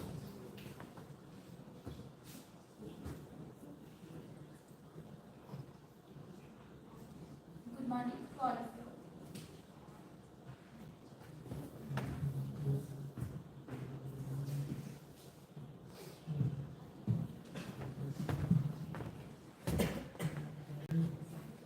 Good morning. I'm Lipika Kamaru, Research Assistant from National Atlas Systematic Mapping Organization. Ma'am has left nothing for us. I will highlight only the different works that she has not highlighted. Okay, today I will be presenting on the topic thematic maps and national development with obviously special reference to map. This is just a quick overview of speaking this. Thematic maps, we all know, are made for a specific purpose, and it is relevant for the stakeholders to visualize relevant data, making complex information easier to understand, which assist in making informed decisions for development, resource allocation, and environmental protection. The first use of thematic maps was seen in 17th century, where it was used for the merchants for visualizing the trade routes, and later in colonial era, it was used by the colonial administrators for to visualize the disease or population data for them helping in their governance. So till then, it is still now it is relevant. The thematic maps are relevant. Just it has evolved with the advancements of new geographical technologies like GIS, remote sensing, and for now it is like AI or ML. This is the overview of NATMO. NATMO is responsible for producing maps, conducting geospatial research, and providing cartographic services to various sectors. For an example, I will highlight a recent project of NATMO that is ongoing. NATMO is supposed to map all the indicators of SDG, 17 SDG goals of India. So, this example is from the SDG 2, Zero Hunger, and I have picked only the malnutrition part, that is target 2 of SDG goal 2 says end all forms of malnutrition. Here are the indicators. That indicators is provided by National Indicator Fund from MOSP, that is Ministry of Program in Statistics and Program Implementation. So 5 indicators are there, that is percentage of children under age 5 years who are stunted, percentage of children under age 5 years who are wasted and overweight, percentage of women whose body mass index is below normal, percentage of pregnant women aged 15 to 49 years who are anemic, and percentage of children who are anemic below 5 years. So these are the maps we have generated. The first stunted children, bursting among children, and the choropleth map defines the exact value of the state, and within the I don't know if it is visible, within the bar, within the map, the bar shows the deviation from the target value. Oh.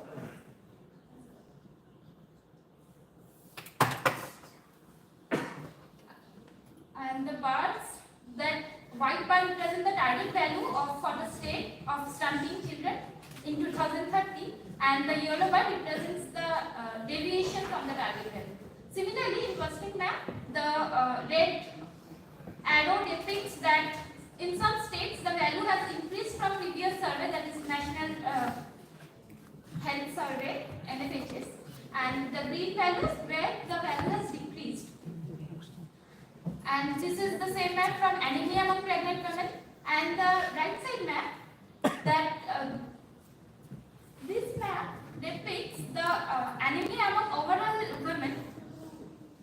We have combined two data sets together here from 2015-16 and 2020-21.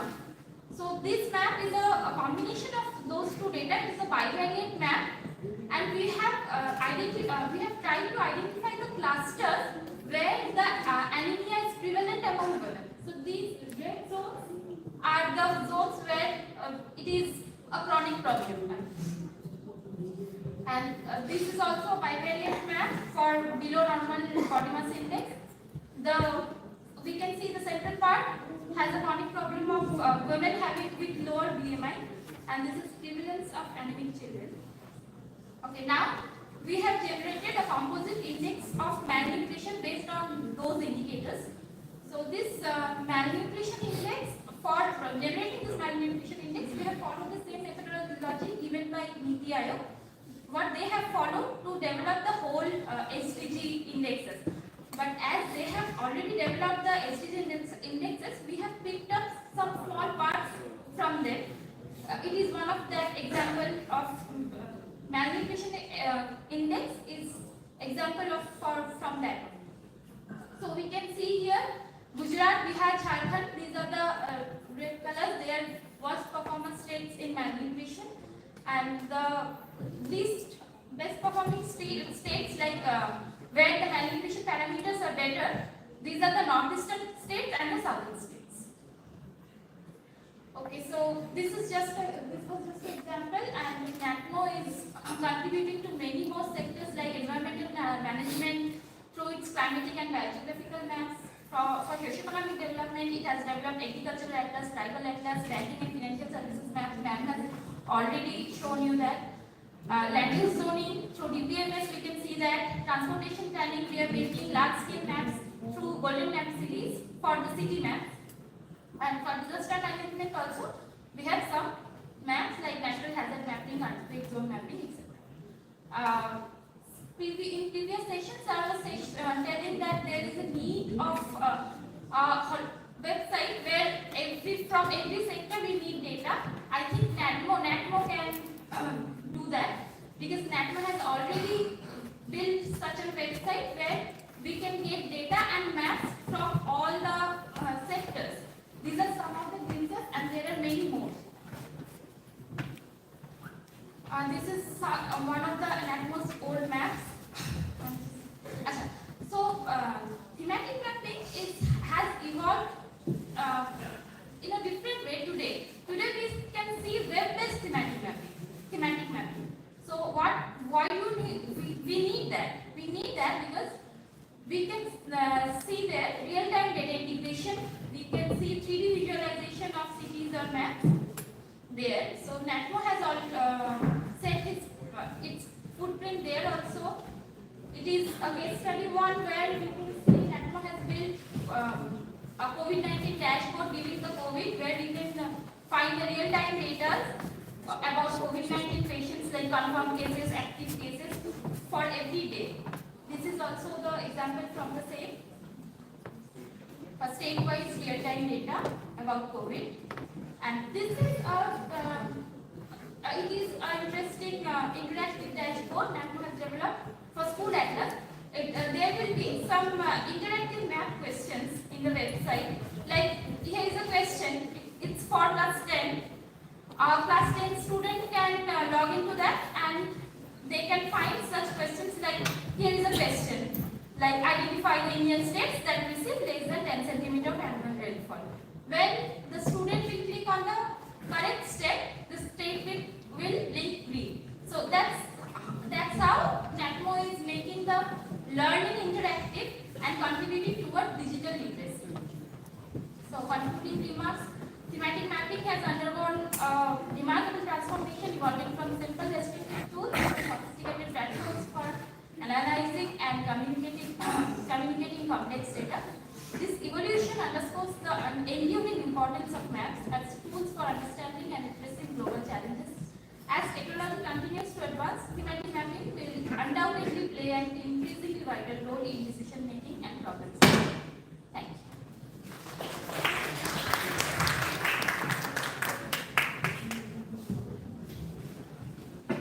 Thank you, Lieutenant Kamaru. I invite Dr. Subhashis Sudhan. And his title is Map and National Development, Role of Cartography, National Development.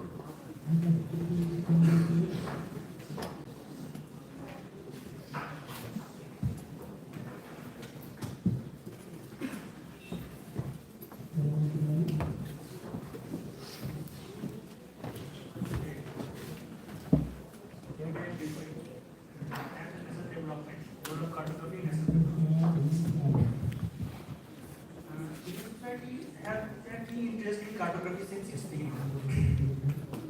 You can see that possibly the oldest surveying map has been found in the Mammoth Classic in 25,000 BC, and the oldest known map is in 6th century BC in Babylonia. And now we have developed our digital cartography. Modern cartography begins with the hands of James Grant, the father of Indian survey. First survey general of Bengal and carried out the first comprehensive geographical survey of much of the India. This survey led to the Great Trigonometrical Survey of India, which began in 1800. He is most known for his Bengal Atlas for 1779 and made up a map of Hindustan. And these are the pieces of his map. Establishment of Survey of India, as a part of Survey of India was to revenue collection and resource exploitation for colonial administration. And then they began Great Trigonometrical Survey, and 2400 square kilometer triangulation map, comprehensive survey of India by the late 19th century was developed. And this in part is already been discussed by our previous speakers.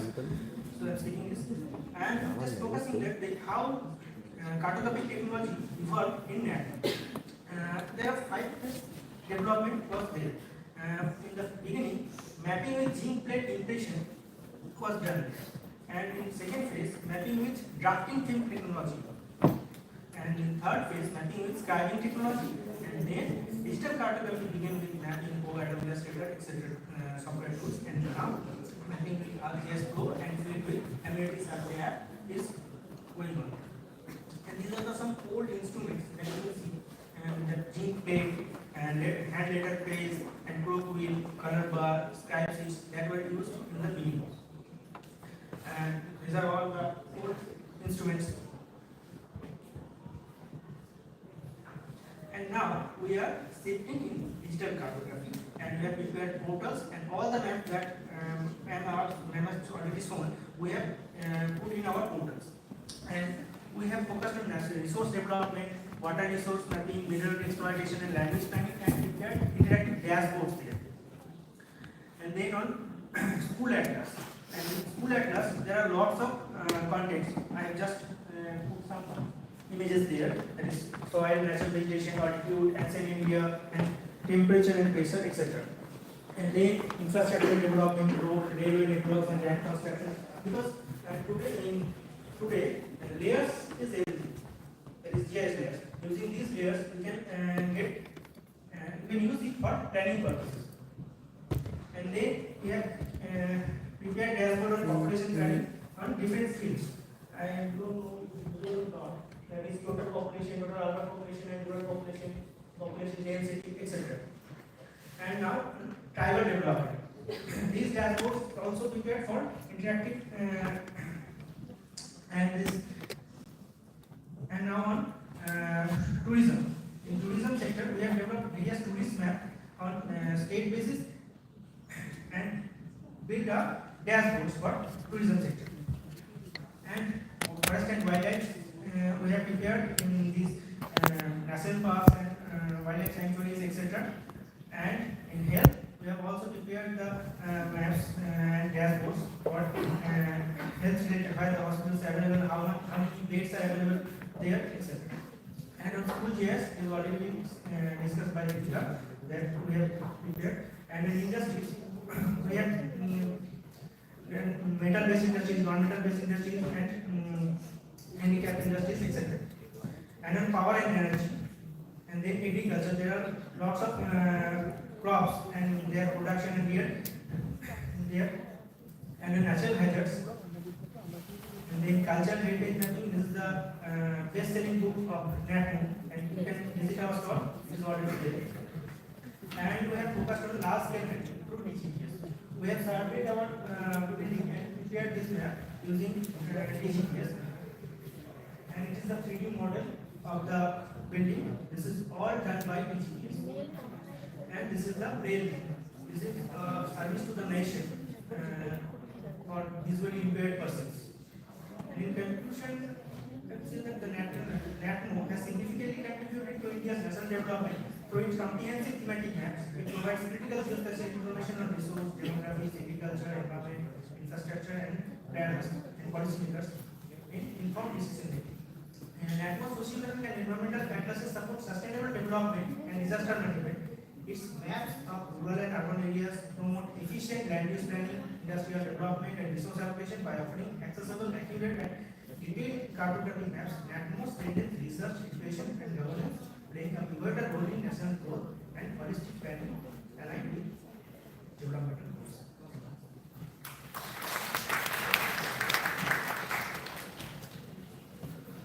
Thank you, Subhashish, for completing your presentation in the time. Now, last presenter is Dr. Sanjeev Kumar Sinha, and the title is Role of NATMO in Alignment with National Geospatial Policy 2020.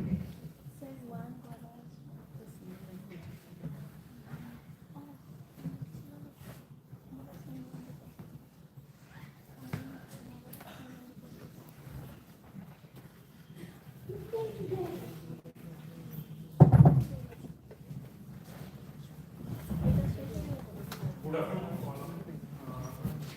In connection with the previous presentation in this session by NATMO, I would like to present on the topic role of NATMO in alignment with the National Geospatial Policy. As we know, the National Geospatial Policy implemented with the budget notification in December 2022, which aims to make India a global leader in the geospatial sector by promoting innovation, economic growth, and technological leadership. Some of the major objectives of these policies are to strengthen the geospatial sector, to support national development, economic prosperity, and a thriving information economy. Second is the liberalization and democratization of the geospatial data acquisition, production, and access to all.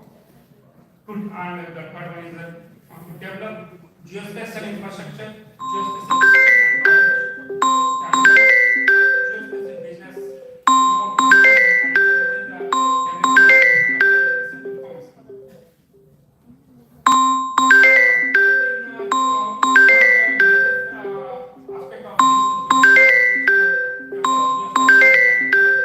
broadly we can classify this data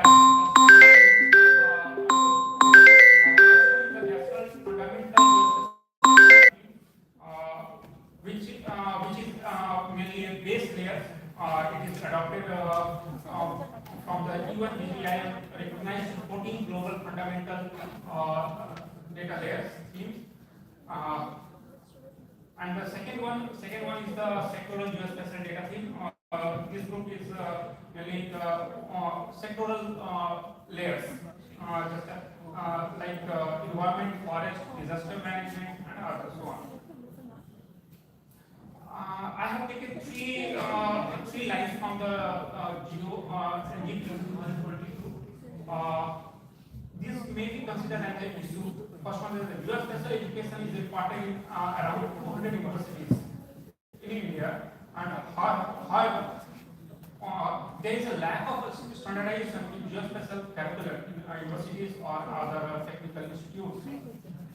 Second line is the state of geospatial thinking and education to young minds from school level onward, where there would be standardized standardization and certification of courses, skill set in line with the global best practices. And the third one is the lack of mechanism to certify requisite surveying and cartographic skill. What NATMO can do to address these issues? NATMO can collaborate with various stakeholders to address the issue of availability of geospatial thematic data for its use and access. Second one, the collaboration with the academic institutions. It is the important part to address the issue of capacity development in the field of cartography, geospatial skill, and knowledge and cartographic standards. Last one is the collaboration with the agencies, academic institutions in surveying and mapping activities. Next two slides are about what project has been done by the NATMO with collaboration with other institutions. One of the important project was which was the international collaboration. NATMO has prepared India ASEAN Archaeological Atlas from the satellite data. It was in collaboration with the GISTA, Department of Science and Technology of the Government of Kingdom of Thailand. It was released in Thailand on August 2017. And the second collaborative project was with the academic institution, Vidhan Vidyalaya. It was on soil atlas for 14 districts. Another project which NATMO has completed in collaboration with the Plenary College, KFC, Delhi. It was funded by SEED project, SEED division, DST, Government of India. We have completed this project. Another project which earlier Madam has told about the NDR project. We have completed one project on Swamitwa. We have completed a feature extraction of 200 villages. Currently, we are working on mobile tower mapping and panchayat boundary mapping of Jharkhand with collaboration of from Department of Telecommunications, Government of India. Other achievements which are earlier told by our earlier speaker, Atlas of Visual Inquiry. And the recent development of NATMO is NATMO has developed a geoportal which fulfills the can fulfill the objective of NGP to disseminate the data layers or map visualization to the citizen, common citizen. You can visit this geoportal. There is a website.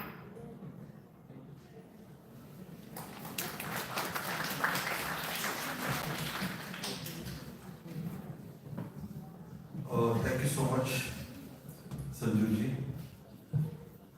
It's a very wonderful session. Surveying and mapping started during the colonial period, and the purpose was to give defense for administration and collecting the tax. And the main purpose was to rule the country, control the country, and exploitation of resources. But after the independence, obviously looking to the diversity of the country and looking to the issues, regional issues of the country, so there was a need to have an organization, and this NATMO has been contributing since 1952 to today.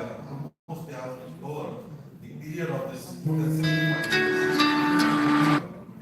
for the nation building through the mapping and their cartography. So this is what we have seen the complete journey. What we are doing. The important thing is that what I have experienced, because personally I'm taking experience. Last year I was in NATMO for the meeting called by the director, who is also present here, and he wanted to do something, take the NATMO to the institutions, to the students, to the people. And I think this is very important aspect, because such important institution which is contributing for the mapping with different kind of issues, and not only to be making it more dynamical. So what is the need of the hour?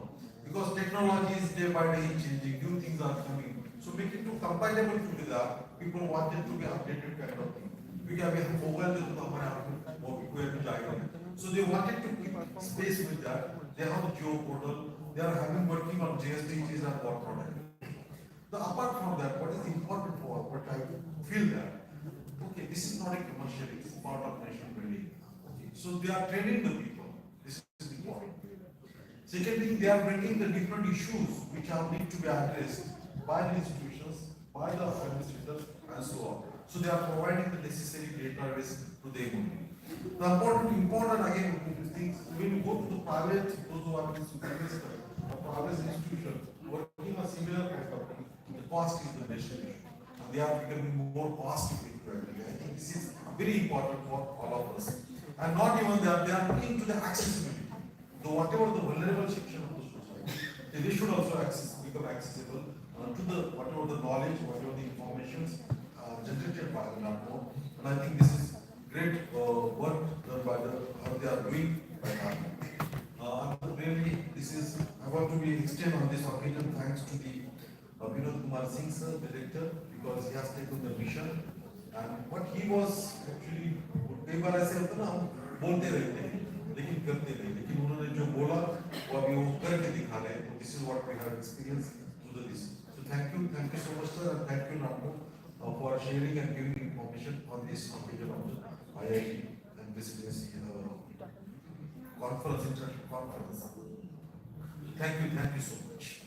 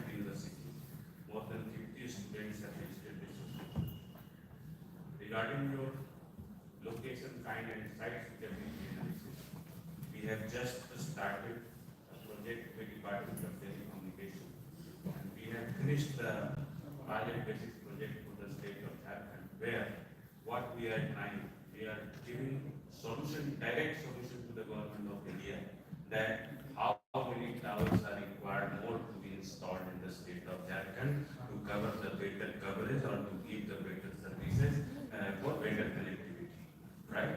So for that purpose, what we are doing, what presentation you have shown by our colleague, these are all relevant, these are very significant in the days of 80s or the decade of 80s. In the era of new technology, in the ever-changing world, these are now being done by the school students. Thematic mapping, color mapping, mapping, and the school letters, all are being done by a small, very large scale by the general people. Now the role of NATU has changed, and the role is evolving to include the AI, artificial intelligence. Recently, we have used this technology for this analysis and for the site suitability. The question was that how coverage can be measured. If the norm is that Department of Telecommunications has norm is that if some village is 60% is covered by the signal, then that village should be treated as a covered village.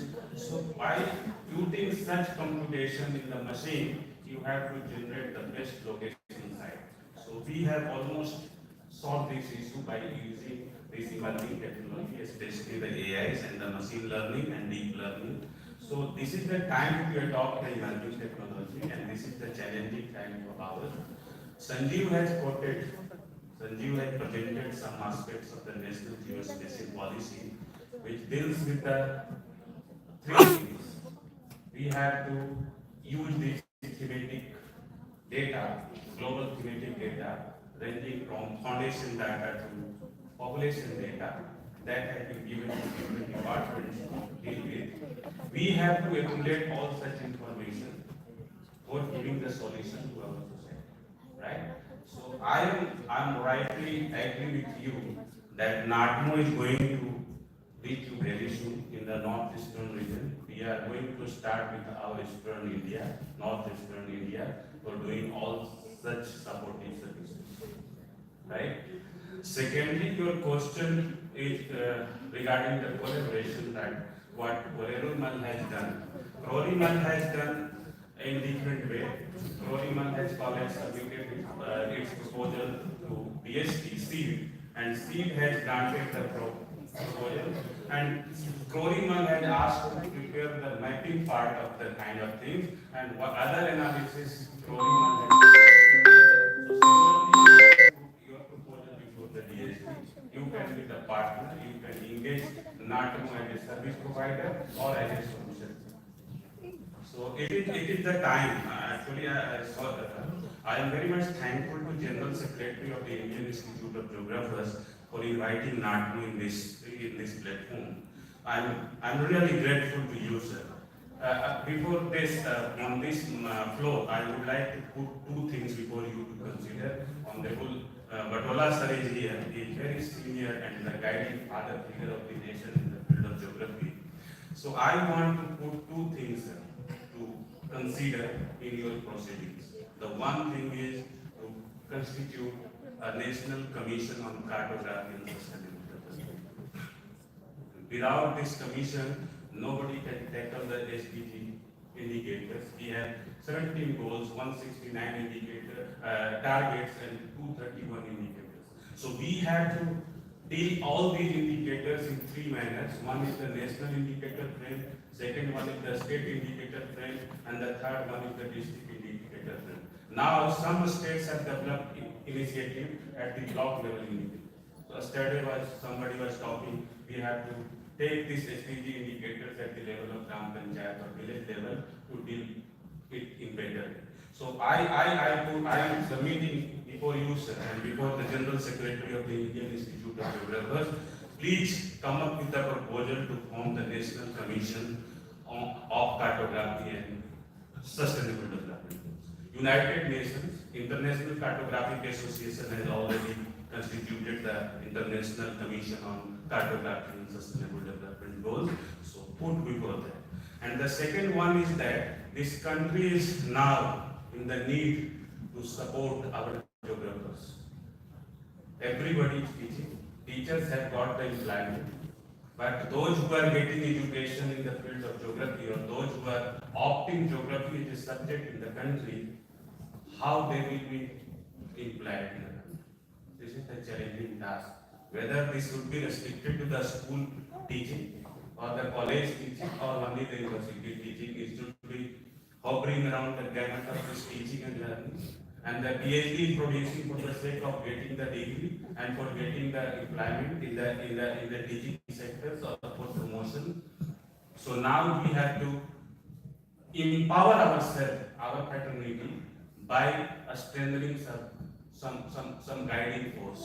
So who will be and what will be the guiding force? This is the question. How university can be empowered? How curriculum can be empowered? What Sanjeev had presented, that course curriculum. How it can be developed, how it can be adopted, geospatial policies should be adopted in new education policy, course curriculum in each subject is going on and it has to be implemented by every university in coming days. So you have to adopt the geospatial technology.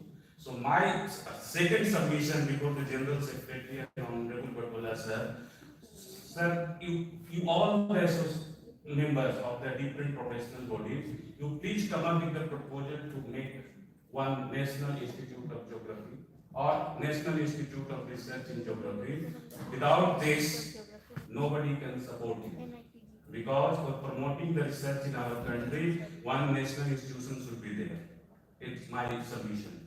And without funding, no research can be done. Only the copy, pasting, and here and there can be done, and it is sufficient for a school teaching and getting the employment at degree levels of college.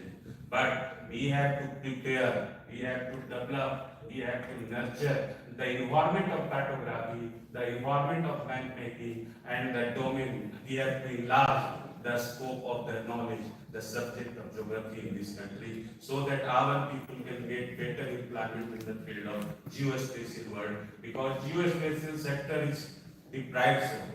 They are sitting more trained people, more skilled people, and geographers now are bound to produce a skilled manpower for geospatial sector, because geospatial sectors are demanding every day at least 1 million employment in coming days, because whole gamut of development is dependent on the information technology, and information technology is dependent on the geospatial technology. Without geospatial technology, what do you mean? Geospatial technology means the remote sensing, the GPS and the GIS, and moreover the emerging technologies. So there should be the integration of all these four parameters in the geospatial sector. So you have trained your people, you have trained your student as a good skilled cartographer, as a good map practitioner or good geographer to get placed in the market. So thank you so much, General Secretary Sir. Thank you so much, Honorable Professor, giving us time to put some views and our emotions actually. These are our emotions where we are struggling. So you have to support. As institutions, we are trying hard to put the things before the government, the responsible authority, but you are the people who can support us, so that from getting the energy from you people, I will put right thing at the right place. Thank you so much.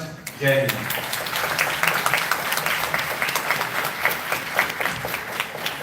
Thank you so much, Director Nagmo. All your suggestions are well taken, and soon already we have given a thought and available in the possible platform, and soon there will be some constructive at national level. Thank you so much. Thank you, sir. Before closing this session, I would like to felicitate the four presenters who presented on behalf of NAPO. I am calling one by one to all of them, and our chairperson, sir, please.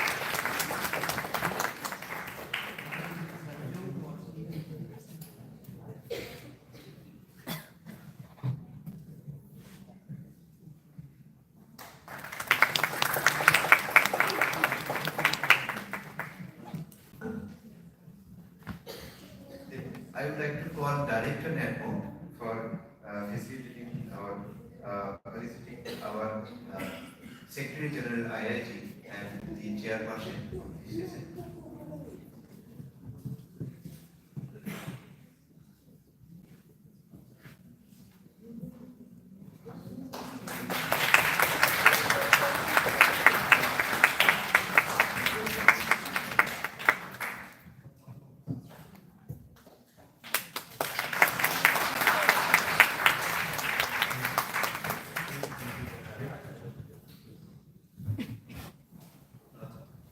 Okay, thank you all.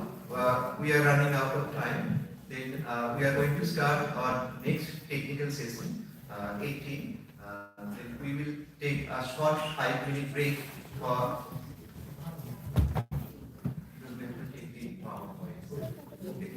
We have to take the PowerPoints from the presenters. We have a total of 10 presenters and 1 lead presentation. We are requesting to provide the PPTs from the presenters, please.